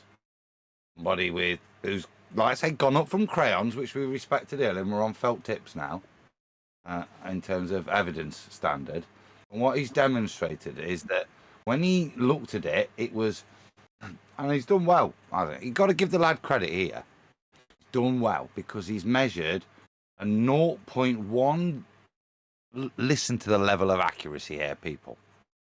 It's important, yeah, because does he make this accuracy, or is this accuracy derived from back calculation? So I'll ask you, when he went to Mount Scott and he looked at Mount Shasta and he defined his level, did he really measure that the top of Mount Shasta was 0.10681 degrees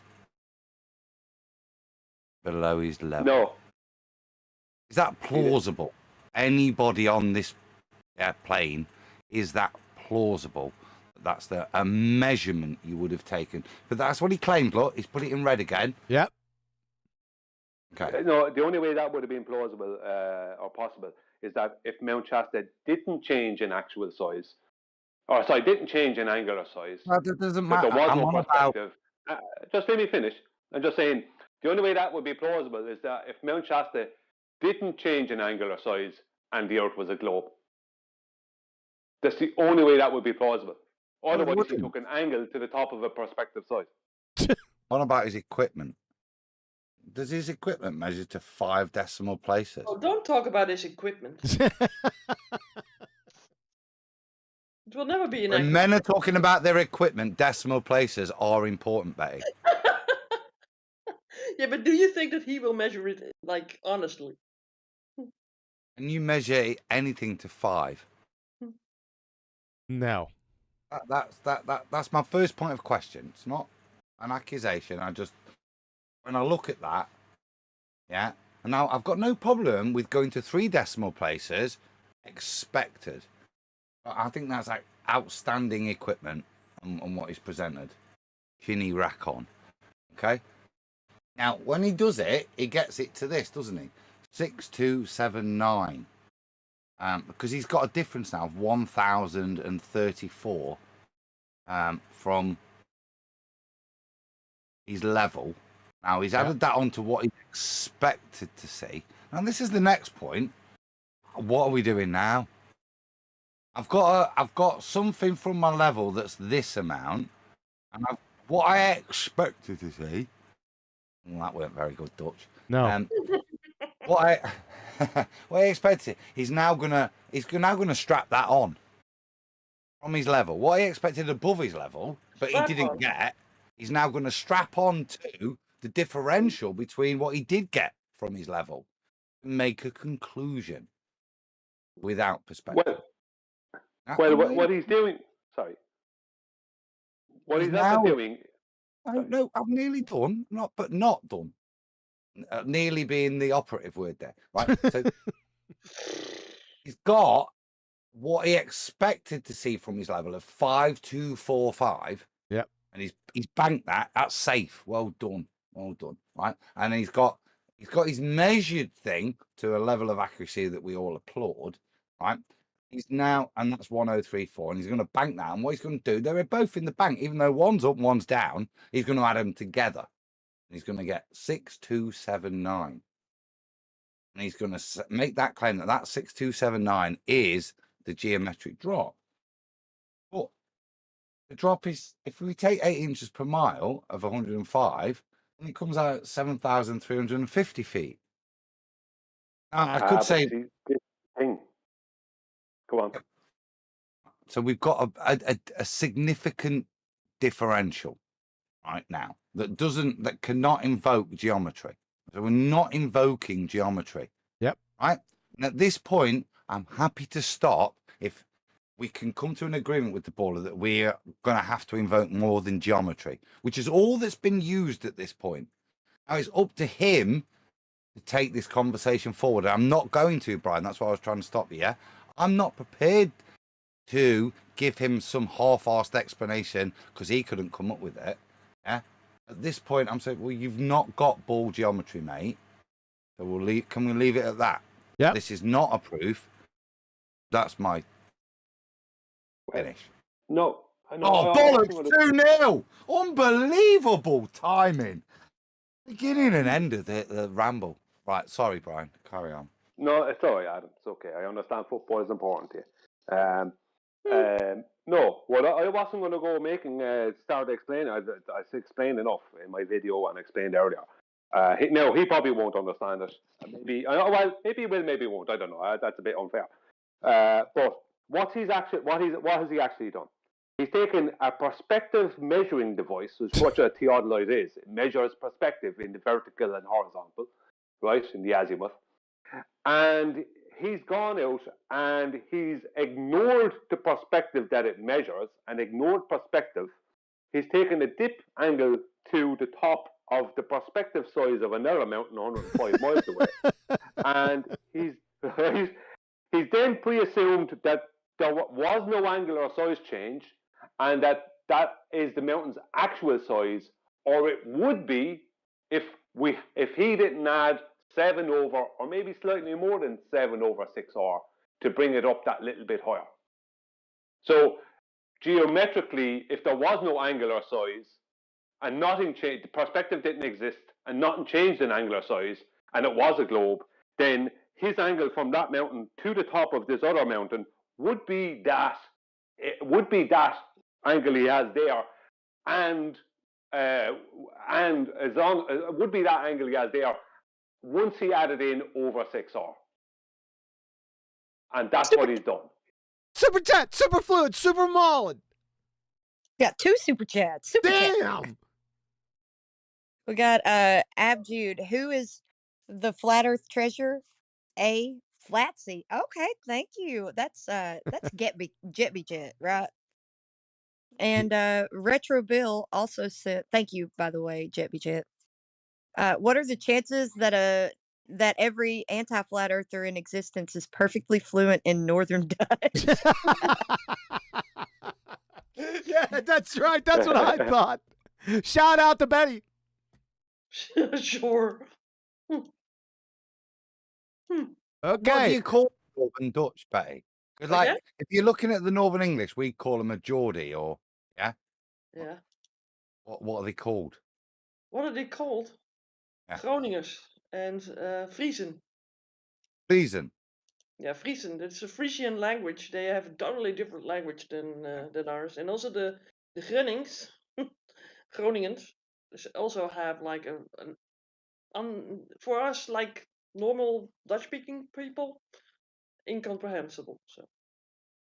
All right, fair enough. Making sense. So the Groningans. Groningans. They're totally incomprehensible. I like it. That's the Northern Dutch accent. For us, right? For the lay, not Groningen people. Yes. She also called you on a phrase 2 times. Betty called you on a phrase 2 times during your exposition of this belly laugher, and I'd just like to give you a chance to. I'm going to hate this, but Betty was infatuated with the phrase "strap-on" that you used twice. Did you catch that? Yes, I did. Oh my god. Yeah. So to strap it on. Yeah, it's not she part talked of about tools anything also, right? that is of the significant other. We've just strapped it on, yeah, as in to imply that it's not actually part of any reality. We've just added it, and that was the point.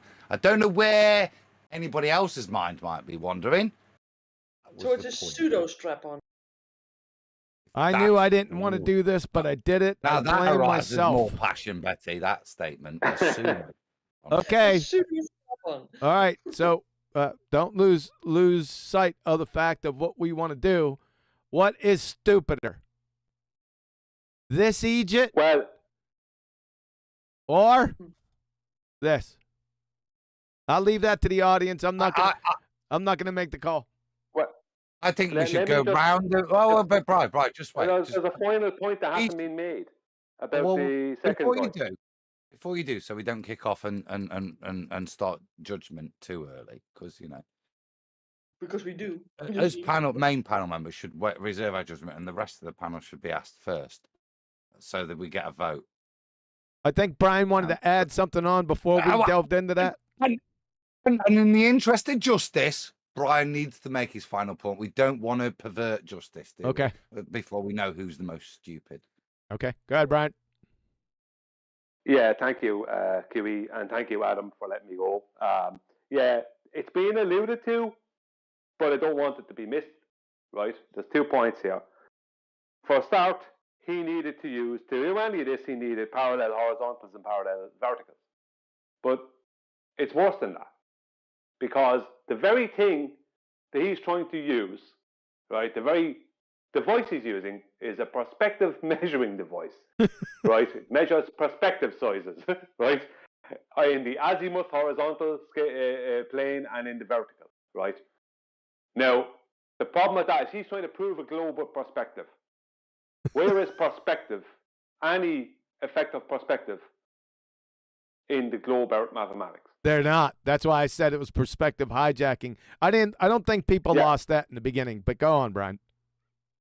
No, I said it was alluded to, and I knew you had said it, you had alluded to it, and it was being alluded to, but I just wanted to point out that as soon as this person is agreeing that perspective exists, even if they have to deny it later on to make their claim of a dip angle, right? Yep. They're agreeing that perspective exists. As soon as any baller agrees that perspective exists, that's the end of their globe. And when Brian's saying, hold on, Brian, when Brian's saying perspective exists, what he's exactly saying is angular size change with distance. Shit shrinks. Hashtag, baby. Go on, Brian. Yeah, well, all effects of perspective are hijacked by the globe. That's not the only one that's hijacked, but all perspective effects are. We'll start with angular size change, optical drop, visual occultation, right, and diffraction limit. All these things are ignored in the globe out mathematics. All of them are ignored. Yet this person is trying to use one of them to prove a globe. He's not. He's trying to. He's not. But he is, Adam. Well, let me make the point why. But this is my point, which is why I said this is where I stop, because what they're trying to use is just orthographics in the thing we're given here, and as I showed, that doesn't match the geometry that they claim. So we've got a mismatch. Now they're going to have to invoke one or the other. And all of those subcategories that you've invoked that make we realize that shit shrinks, yeah? That all these things have an effect of how we measure it, where it is. And then we're not just going to presuppose that these effects are Earth curve and therefore then ignore them. That's why I said I draw my line there, because I'm happy that I've demonstrated it's not. They've then got to invoke these things that me and you are happy then discuss. Yes. I wouldn't give it them. Yeah, you're right. Brian, you're all over this, though. Okay, and Adam, you're also correct. Yeah. Let's leave it right here where this is and see what... I'm not finished. I know, but I wasn't finished when Adam came in there. He's trying to sway the voters. I like it. Go, Brian. I was at the crescendo. I was just getting to the crescendo. Does angular size change and perspective exist in reality? Yes. Can perspective exist and all the effects of perspective exist and Earth curve exist in reality simultaneously? No. Because if perspective and Earth curve existed, then a 6-foot object would disappear at 1.8 miles away. A 6-foot object, according to angular size change, will disappear at 3 miles. According to globe mathematics, it will disappear at 3 miles. One is because of Earth curve, one is because of perspective. So if perspective exists, and we know that it does, then Earth curve can't. It's that simple. Super chat. That's an out. Hold on. That is an outstanding point. Please forgive me for not allowing you to hit your crescendo. That was outstanding, Brian. Super chat, super fluid, super mullet, super crater. Super chat. It's Ab Jude again. Oh, Jet be Jet with the sticker. OP, my son is doing it. What's this Jet be Jet? It's Get be Get. Get. The G silent, for God's sake. All right, people. In the interest of democracy, QE. All right. I just want to, before people vote, I want to remind them that what we're voting on. Yeah? Who's the dumbest here? And we've got candidate 1 that doesn't know what Coriolis is by definition. It's by his own indoctrination that it automatically invokes a spinning ball Earth. Or we've got this guy who we've just I want to bring the Pascal in case we forgot what his point was. Or this guy who uses mathematical deception. Wait a second. Any view is Wait, stop. Nah, you sold this numpty dipshit short.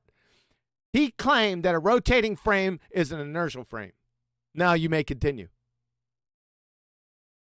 Yeah, well, they're the specifics. I just said he didn't know the definition. Well, we've got this guy that's actually created subterfuge with mathematics to support his religious belief. As we've demonstrated, having to deny perspective and many other optical effects and just stay within the realms of orthographic projection, projection, and the match of that optical view to orthographic projection to invoke Earth curve.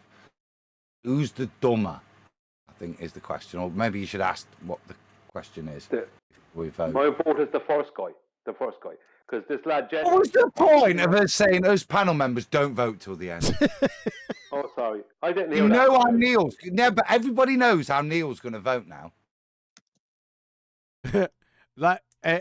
They said, they challenged me, folks, because they were talking about the Jesse the Path of Light, the friggin' perspective hijacking guy, and I said I got something stupider, and they said no way, and then I chumped them with what you just saw. So I'm gonna, like I said, I'm not gonna try to impact the vote. I'm just telling you the first one was mine. But Adam, did you want to go down the panel? I think so. I think you've asked the question, who's the dumber, and there's a very considerable, there's nothing better, is there, QE, than consensus opinion. So let's do it. Do you want to start off at the top? Betty, can you see their names? Because I'm getting A ... B ... Can you do that? Do you have that, by the way? Huh? Why?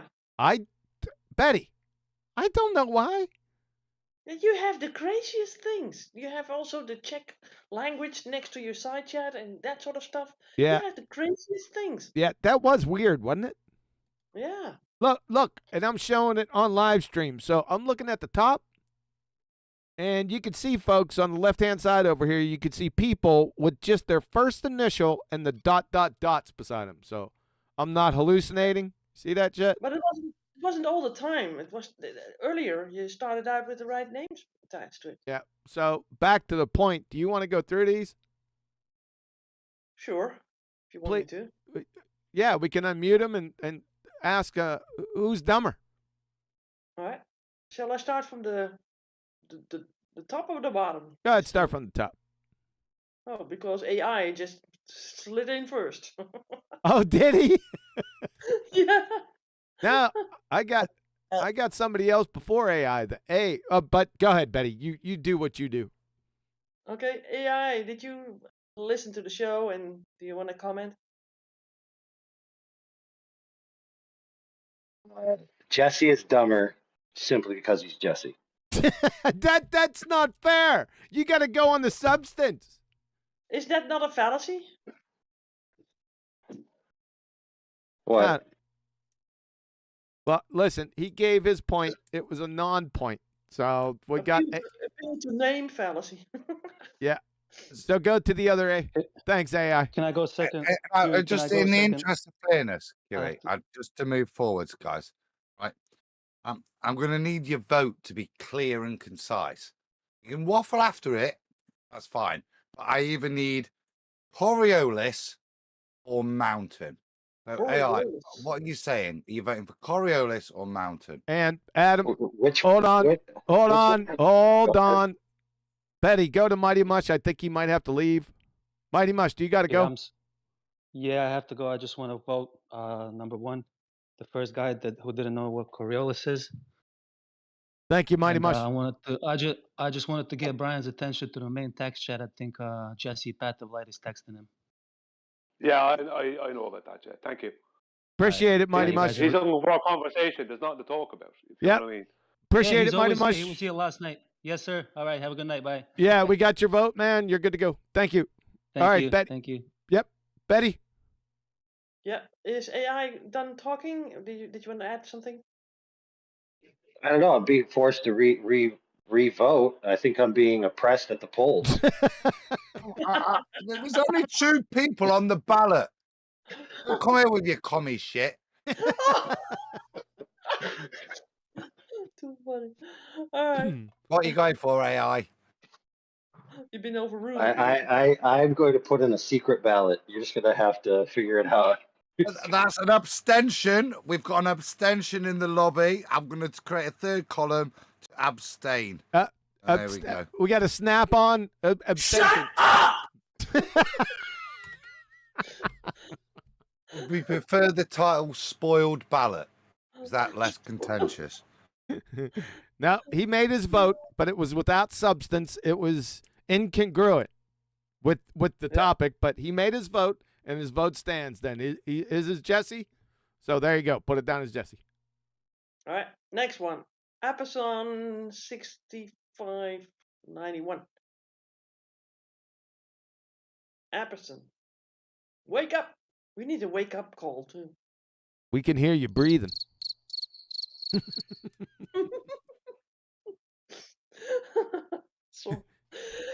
So we go to the next one. Billy 22.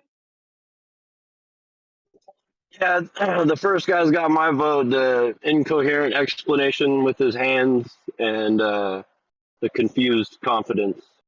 Number one. There you go. Thank you, Billy. Okay. Brian. You're next. We can't ask him. We can't get Brian's. No, not Brian's or Adams until the end. Just go down. Okay. Then we go to Bushel. Yeah, Jet. There you go. Can you talk? Oh, can you hear me? Yes. Yeah, Hello? Oh, yeah, I'm just going to cast my vote to Jesse for hijacking perspective, and the mountains thing is binding. I don't like it. Okay. But yeah, definitely. All right. Okay. Adam. We got So, hold on, Betty. Hold on, Betty. Adam, you writing these down? I'm keeping a tally chart right now. I've got the poll. Oh yeah, we're all good. Okay, Betty, carry on. Yeah. Okay, Dank, if you can talk.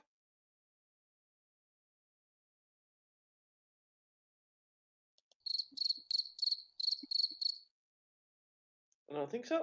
Okay, we go on to Flatsy.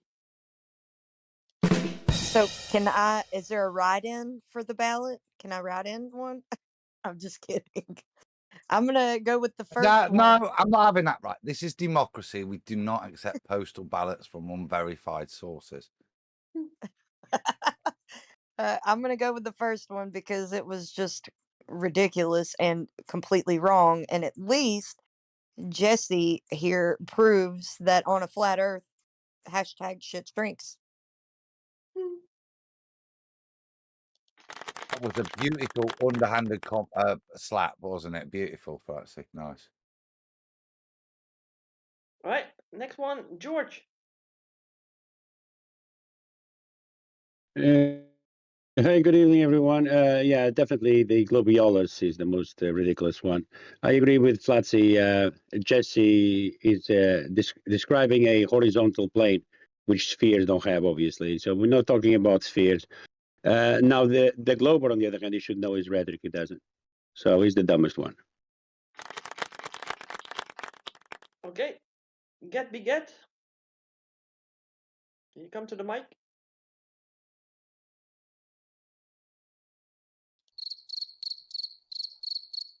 Nope. Now we go to the another one, John P. Ryan. Hello, can you hear me? Yep, we can. My vote will go with the first guy, the Coriolis guy, but I do have a technical question if I could save it for the end. We'll come back to you.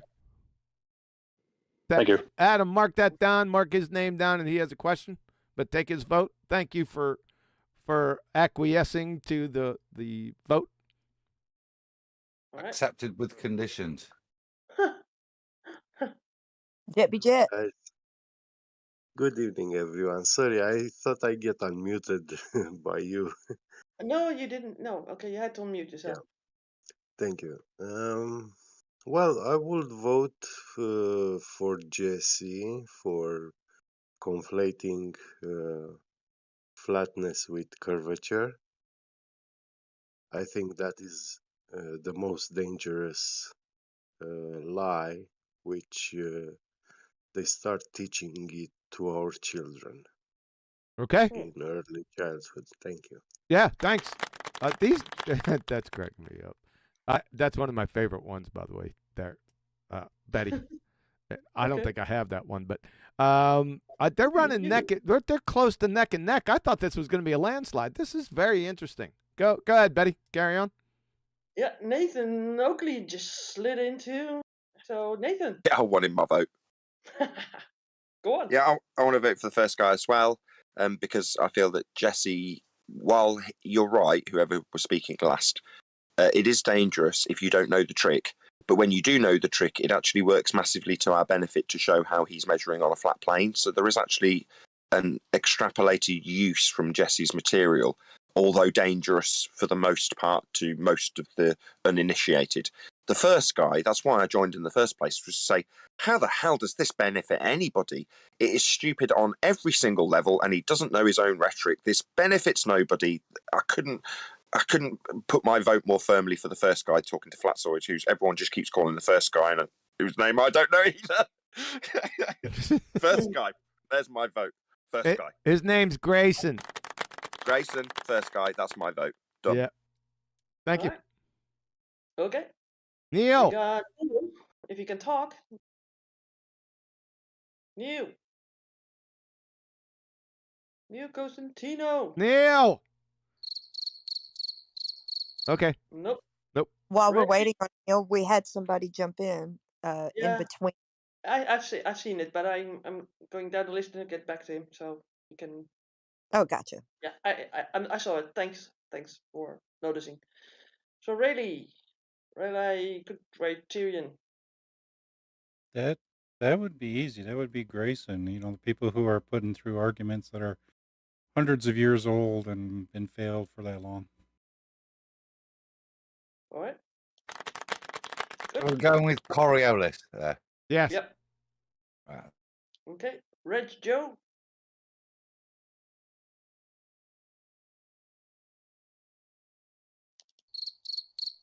Nope.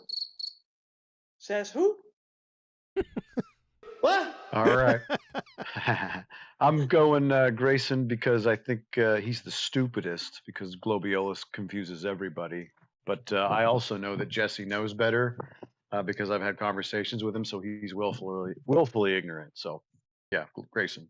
Right. I know Americans have balloting issues. So the names on the form are Coriolis, yeah, or Mountain, not the name that's just been introduced. You can't just stick this in, Grayson, as if and ask me to conflate. I'm not corrupt. I'm not it. I will not be bought. Oh, I'll ask Shut up! I'm not going to, Betty. Coriolis or Mountain, say so. Coriolis. What? Thank you. Okay, we got Seer Soul. Or Seer Soul, I think. I don't know. Yeah, I'll go with the first guy, Grayson, because I don't even know what he was talking about, measuring a plane from a moving train on a whatever the fuck. And we can do the math? Like, holy shit. That's rings, right? Yeah. Okay. But you did forget what Adam just said, so Thank you, Betty. You know, Yeah. I thought they was taking the mick, and I thought it was beautifully done, Sir Sol. Next question will be, who's the dumbest voter after this? Wait a minute, there's another one. Two persons. No, I've not got a validation on the vote. Is it Coriolis or It's Mountain? Coriolis. Says who said Coriolis? No, that's not what he wrote on the ballot. I need to check that, you corrupt Americans. You've got no idea how to run an election, have you? You lot, shocking. Dear soul, Coriolis or mountains? Or you can abstain like AI. I'm going to flip back to mountains on this one. Mountains, he's thrown a curveball. I like it. It's brave. I feel that there's some influence here. He's an It's the independent voter. Russians. You leave him They're alone. influencing the poll. Ordine, I'm here to vote. Who is? My name is Juan Emmanuel That's Sanchez. I'm here to AI. vote. He's a fraud. No. He doesn't have to prove documentation. The fact he's here means he's American. No, AI. Change your name. For crying out I mean, Juan, how would you like to vote? Coriolis or Mountain? Mountain. Mountain, very democratic. Well done. You'll get a visa. All right. right. Betty, we got, how many do we got? Hold on, Betty. How many do we got left? We got the Viking, and there was someone that came in between. We got Jesse Path of Light in here. Yes, and also Gilly Pong. Okay, but Jesse Path of Light doesn't get a vote because that's biased. You can't be voting for other people. We'll get to you. Don't you worry about that, sir. We got the Viking. Carry on, Betty. Okay, the Viking. Can you put your votes in? Coriolis or the Mountain? It's been very silent, so. All right, Betty, move on. Have you noticed that everyone went through the panel and it was speak crickets, speak crickets, speak crickets, right? It was like that. We got the whole time. you got some people that are shy, Betty. Go ahead, finish up. You got two more. Like off on, like motif, right? Yeah. I see motifs and patterns, John. Thanks. Can we get to the next voter? Gilly Pong. Mountain. All right.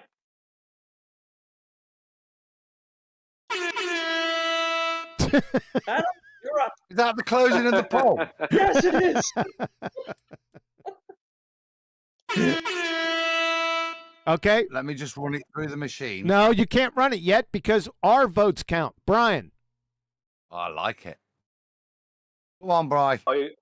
I vote Coriolis because Jesse Pat of Light obviously has some understanding. He's researched. He understands the basics of rise over run, surveying, parallel horizontals, parallel verticals. He understands that perspective must exist because theodolites exist, etc. He understands all this. Now, what he decides to do with it afterwards, that's up to him. So Jesse. I wouldn't say I wouldn't call him dumb or stupid. But that first guy, Grayson, I would call him a fool. Thank you, Brian. Jesse, I'm not allowing you to vote because that would be biased. You're part of the actual people that we're voting on that are the dumbest. You are one of the principals. That doesn't mean I won't allow you to speak afterwards. So don't piss me off with your flailing, heliocentric, ball-tard, spinning space monkey excuses. That shit, don't do it, okay? You got me. You're just not in on the vote. You'll be allowed to speak after the vote. So sit there and shut the fuck up. He's not sitting in the panel no more. Oh, he isn't? No, he went out of there already. Fucking clown. So You've just been erased. So, my vote, I love the clearly, power of Betty. clearly my vote, Adam, is Coriolis. Put your vote in, and then let's hear the results. I've got Betty's to get yet. Oh, sorry, Betty. And pertinent comment, obviously. I will go for mountains because I do like a perspective thing, and I hate it when it's being abused. Okay. I'm going to go with Coriolis because the question was retarded.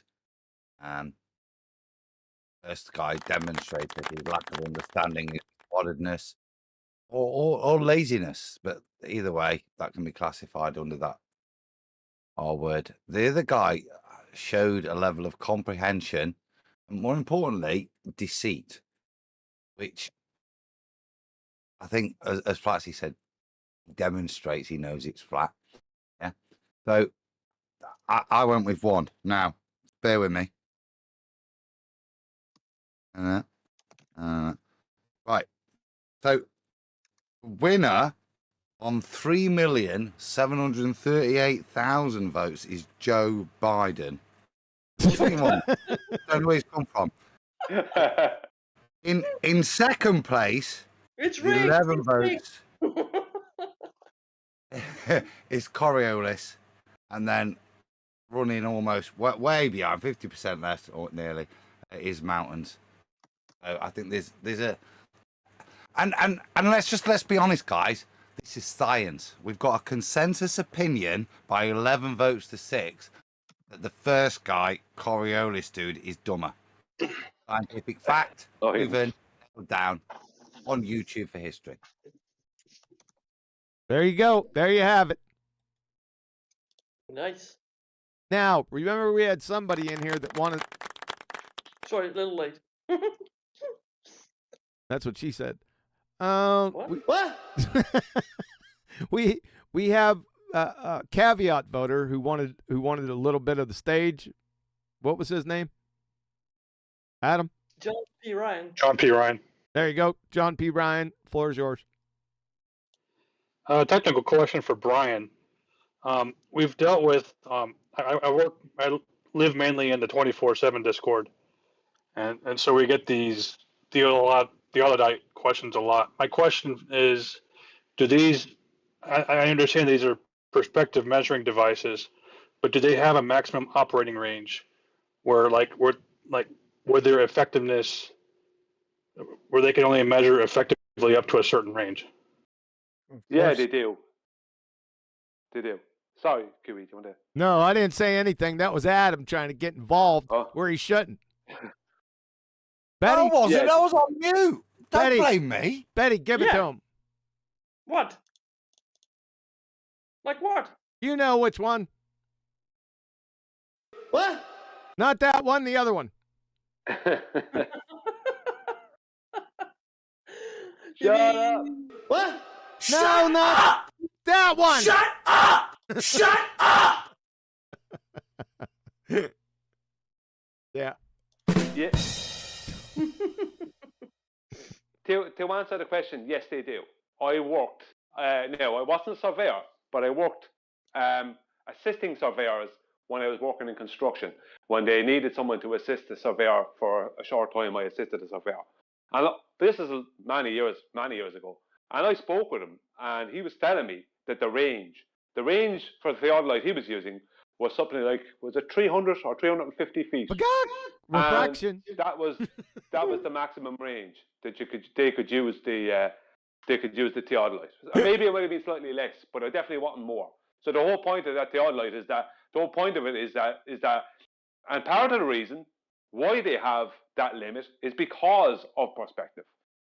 It's because of perspective, and obviously in the distance with heat and that, you're going to have problems when it comes to mirage and different things like that. So if someone's too far away from you with a measuring rod and you're trying to see, right, what you're going to see eventually with the theodolite, what you're going to see when someone's far away from it with the measuring rod, if you know your theodolite is X high, right, off of the surface you're on, and that person was 100 feet away from you, and you were hitting a certain point on that measuring rod, when they go 500 more feet away from you, because of angular size change, the point you're hitting on their measuring rod, right, the point you will appear to be hitting, this is the thing, the point you will appear to be hitting will be way more than what it actually is. So you're trying to deal with elevations.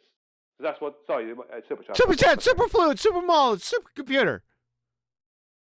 Billy Philly sent, shout out to the DJ. Refraction.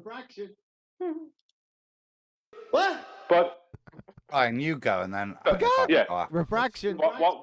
The reason why they have that limit is because of perspective.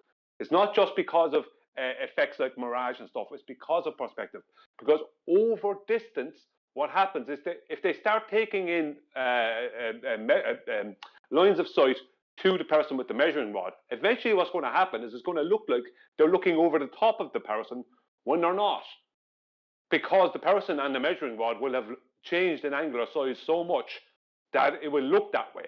So then you have to do angular size calculations along with what you're doing, and you can't even figure out what elevation that they are in reference to you because the angular size has changed so much.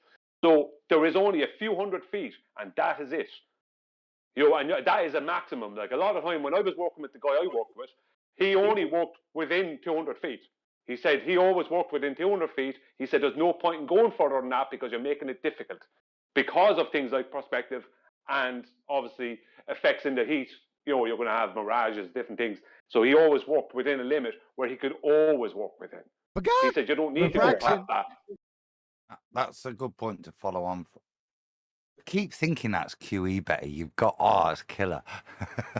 Do it again. No, this is not me. Is it QE? Yeah. Right. Look. I have something to add on there, though, at the end. Oh, there's more. Sorry. Yeah. And there's more. Right. Oh, there is. Yeah.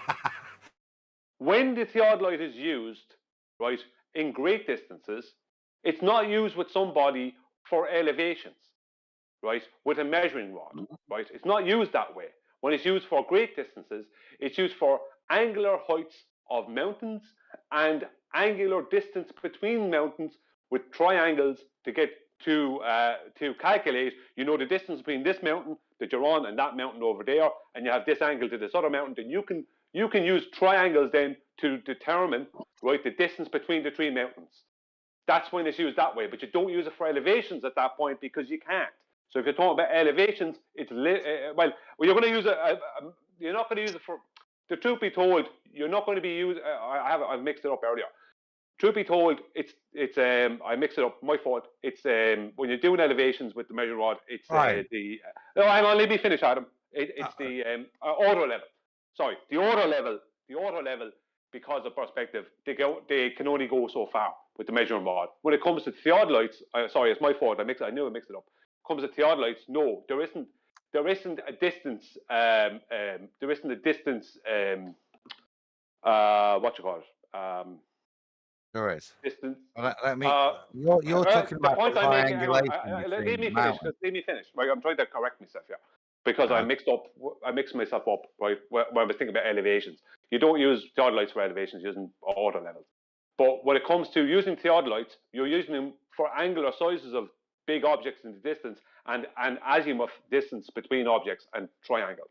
That's what you're using them for. So you are using them over great distances. You are using them, but Adam is about to say that there is a limit. Well, the limit is going to be the horizon because you won't be able to determine that at the horizon, will you? I was just saying that the bit you were talking about is left to right degrees in terms of triangulation outside of altitude. Which is what I think you corrected it to. The point I was going to make before that was that was a really good question. What do theodolites do? And there's a couple of points in the 3 slides we were shown at the start. On the first slide, well, the slide with the tree, yeah, that one, yeah.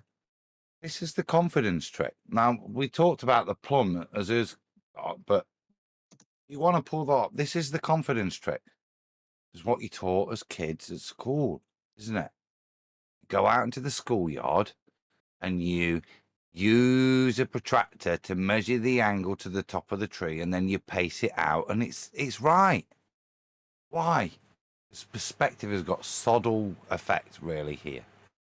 Your bullshit approximation is going to be bob on. Yeah.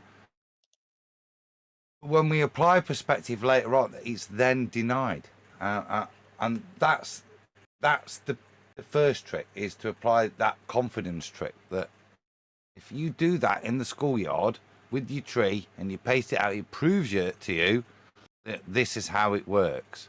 Okay, and this is what's important with terrestrial objects. Okay, objects fixed to the flat plane, or have your ball if you want.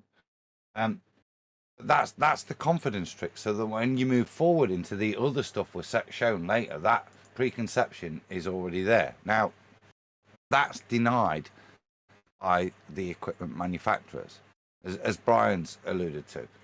So, you'll like this, QE. I really love Hardy, because you can search it up. So your standard theodolite, 1 to 5 kilometers. Now, Brian's practical application is a bloke saying, if I want to be accurate, I don't do any more than 200 odd meters. Was it, Brian? 200 odd. Yeah. Yeah, but that was elevation, so that would have been with the. He would have been using an auto level. I mixed it up at the start. I would have been using an auto level. It's my fault. Elevation's fine. That's what I'm fine talking about, because that's the pertinent point. Now, high precision EDM theodolites can reach a range of 10 to 20 kilometers, or even 30 plus under ideal circumstances, and that's great to hear, isn't it? And now we'll go to number 2 voter, candidate, that says that he's gone to the Tower of Mount Scott and he's had a good look with his theodolite quality. Let's give him the high precision EDM theodolite. He's bob on good under ideal conditions. He can use it up to 30 plus kilometers. And what's he cited to us? He's looked from Mount Scott, Mount Shasta, which is 105 miles away. What's that? 170 kilometers. And that's what he's taking his, and remember the point I raised earlier, his accuracy level of 0.10681. Low level. That's what you're asked to deal with as a flat earther today. It's laughable. It's brilliant. It's enjoyable because you can just see how weak these guys who are clear. And this is the point. This is why I didn't vote for this guy. He's not dumb. He's a liar, isn't he? He's a deceiver. Look at what he's had to do. Can't put that together. Know what you're putting together. Wait a minute. Exactly. You sure he's not dumb? I got one for you. You ready? So he has a chart where he watched a boat going out to sea. He tracked a portion of the boat and tried to keep his device on the boat. And then he made the claim that the boat actually increases in elevation as it goes away from you, reaches an apex, and then begins to decrease in elevation. So that would be a bump on the water. Not simply going over the horizon like a normal glober. This is literally bumpy Earth. That's Jesse, and that's why I voted for Jesse as the dumbest. Well, see, what I would say, the first thing I said, without seeing his diagrams, the first thing I said when I heard him asking Nathan this question on the politics server was, nobody did that. If anyone here remembers listening to that, that's the first thing I said. No one did it. This is another claim of if this and if that and if the other thing, right, then globe. After we've hijacked a load of stuff in reality. That's what it is. That's all it is. You know, if anyone did do it, it wasn't Jesse, it was someone else, went up to the top of Mount Scott and took an angle to the top of the prospective size of Mount Shasta. When what they actually did was they actually hit Mount Shasta about 8,000 feet up, not the top of Mount Shasta, because they're denying perspective, like they've done for the past 10 years. That's all they've done, continually deny perspective while they hijacked it. And that's all that has happened here. And Jesse, I would say, I understand what AI just said, and yes, that is convictable, but you would have to know what you're doing to come up with the diagram that he came up with here. That would confuse a lot of people. A lot of people would be confused by this diagram. Are you talking about the mogul Earth guy AI? Yeah. Yeah, I heard that was Rob Noxious with his laser from the beach to the first boat. No. Huh? Well, yeah, but that's a different guy. Okay. So Jesse is Bumpy Earth. You know, like a dog chew toy with the bumps on it. The other guy's Mogul Mogul Earth. Earth. That's what I said, mogul Earth. Yeah, but those are two different guys. Okay. But listen, they do share brain cells every now and then. What? Me too. Yeah, Yeah, my, well, sorry. No, go ahead, Flatsy. No, Flatsy, you go. You go. My write-in was going to either be Talon or Yakubinite. Huh? What? You've encountered Yakubinite on 24/7 QE. He was stupid. So All right. Go ahead, Brian. No, just saying that this diagram here, that you would have to, I agree with Adam, you would have to know that you're trying to deceive by doing it. Because you can't reference perspective in reality and claim to use a perspective measuring device and then completely deny the perspective that you just referenced. You can't do that in reality with a straight face. You just can't. Yeah, nobody is that bad. Yep. That's pretty funny. All right. Where did Jesse Path of Light go? Did he just wanted to come in and vote? He didn't want to defend that nonsense? Somebody go get him. Bring him back in here. He wasn't allowed to respond, right? He's not allowed to vote. He was one of the principals. Yeah, but you didn't know that he wanted to vote or did want to make a defense for himself. Yeah, he did. He said, What did he say? he said, thanks. Yeah. Oh, he said, yeah, I'm waiting my turn to vote. That's what he said. It's right here in main text chat. Okay. Okay. I have not got that on. Okay, that's good. Yeah. Mm-hmm. Yeah. All right. Well, he can vote for himself. Oh, he's typing again. He's in main chat. Somebody go snatch him up. How do I snatch him up? I don't know. Tell him we're waiting on him. We want his vote. Tell him we want his vote in main I text think chat. that he's already on here in the YouTube land, right? Otherwise, he can't hear us.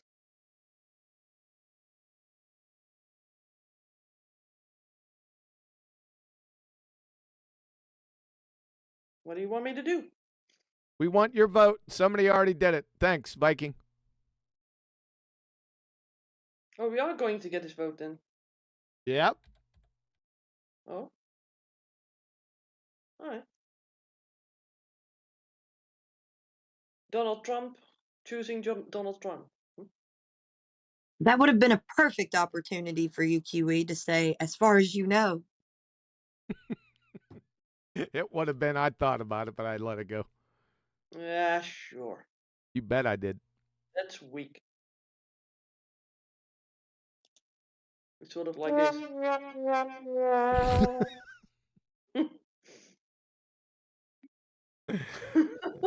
Shut up!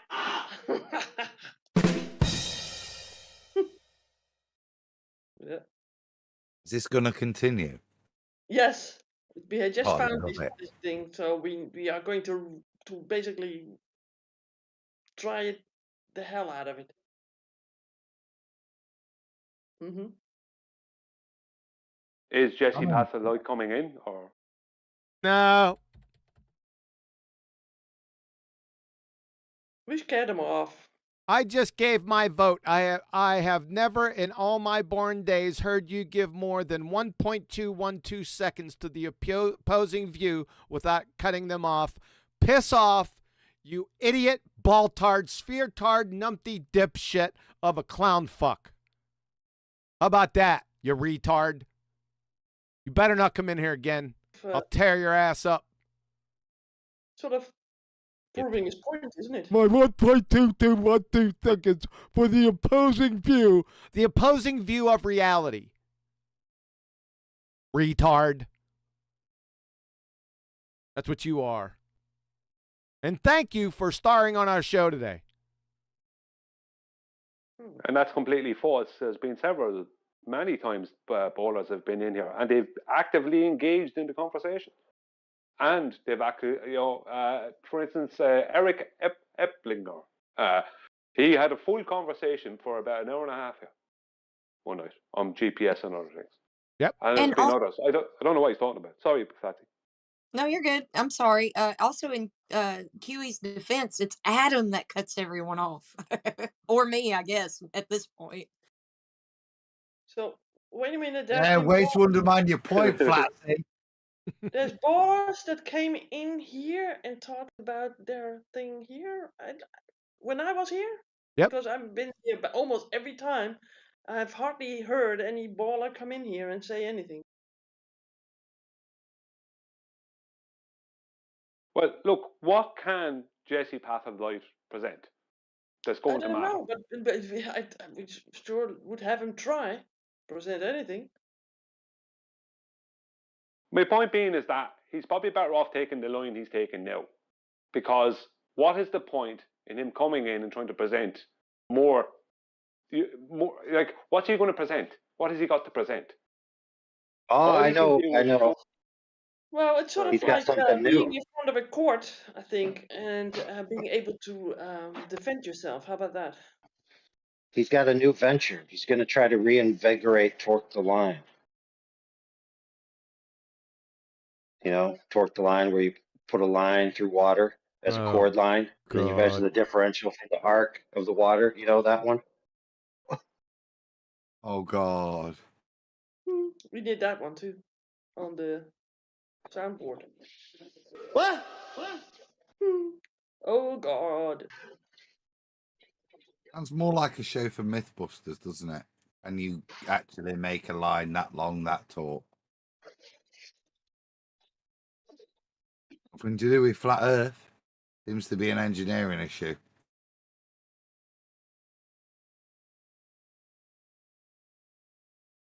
Alrighty then. It's time.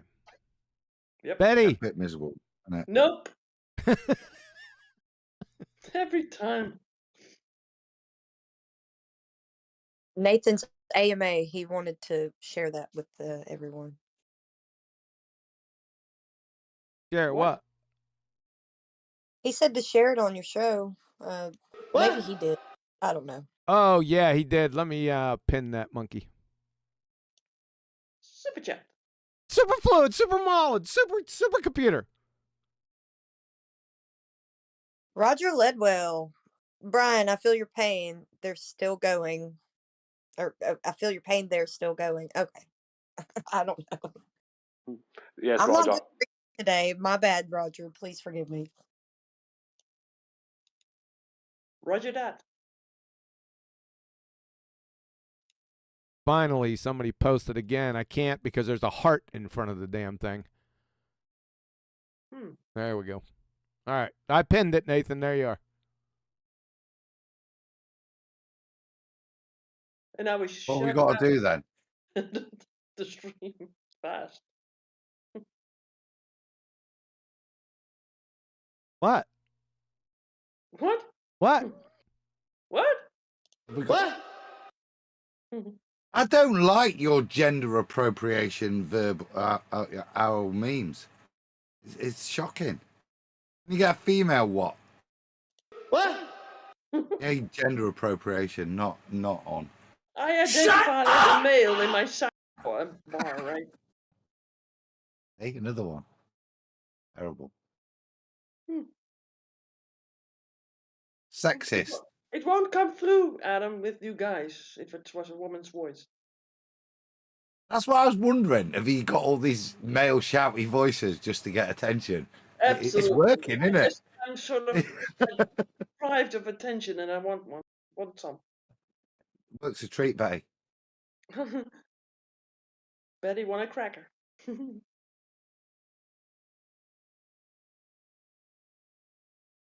All right, Betty. Oh, yeah, and now it was like this. Too funny. You got to take What? us home. Betty, take us home. Well, thank you everybody for being here in the chat and for voting. And we thank YouTube, we thank God, we thank everybody that listens to this in the future.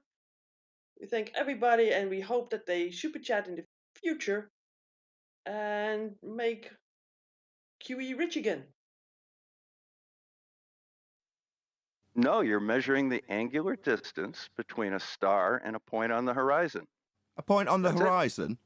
All right, So- are you going to do it? or are Sorry, you the just point gonna on the sit down and horizon? try and play Sorry, word Bob, games? stop. I've got about 10 right, quotes well- of you saying the horizon's not needed on QE's channel. It was trimmed out by YouTube also. Shout out to you. So you don't need a horizon with a sextant, no. Go ahead. Saying the horizon. Go ahead There's and either he solve chanting it through me. or move Why on. is he chanting through me? I don't get it. What's wrong? You don't need And- a horizon for a sextant. Why is he chanting through me? I'm clarifying that you specifically on this show told us you don't need the horizon. What's going on? So you don't need a horizon with a sextant, no. You unlock this door with the key of retardation. Beyond it is another dimension. You're moving into a land of bullshittery. You've just crossed over into the numpty zone. You are so dumb. Damn. No, you're measuring the angular distance between a star and a point on the horizon. A point on the That's it. horizon? All right, are you going to do it? or are Sorry, you the just point gonna on the sit down and horizon. try and play Sorry, word Bob, games? stop. I've got about 10 right, quotes well- of you saying the horizon's not needed on QE's channel. It was trimmed out by YouTube also. Shout out to you. So you don't need a horizon with a sextant, no. Don't need. You sound a little bit quivery in your voice there, Bob. You don't need the horizon. Of course not. No, you're measuring the angular distance between a star and a point on the horizon. So you don't need a horizon with a sextant, no. Hey, I've got a sextant challenge for you in the timeout chat. It'll prove that celestial navigation, which is based on spherical trigonometry, works. Nope, got to have a triangle for that. No, there's no triangle. No, there's no triangle. But you're more than welcome to use flat earth trig to do it. No, there's no triangle. No, there's no triangle. That we will require spherical trig to do this. Will we or won't we? Absolutely. Well, okay, how are we going to do that without triangles, Bob? Do you want to define what trig is? The two different trigs. If we're not going to need triangles, can you define what that means? Busted! Numpty dipshit! You're a retard! Unbelievable, folks. Seriously, Bob, you've laid out a challenge, but when we come to clarify how it will prove for sphere Earth, you said we could either use flat Earth trig or we could use spherical trig. But then you've gone on to deny triangles. No, there's no triangle. No, there's no triangle. Got a question there, Bobberoonie. If there's no triangle, bum sniffer, then why do we need to use trigonometry, which is the study of triangles? I don't get the... I seriously don't get the mentality that would do this. It's humiliating for you. Turn out the lights. Double speaking, tender clown space monkey. The party's over. They say that all good things must end. Ballers scattered on dawn's highway bleeding. Fallacies and refravity crowd their fragile eggshell minds. So what's trig?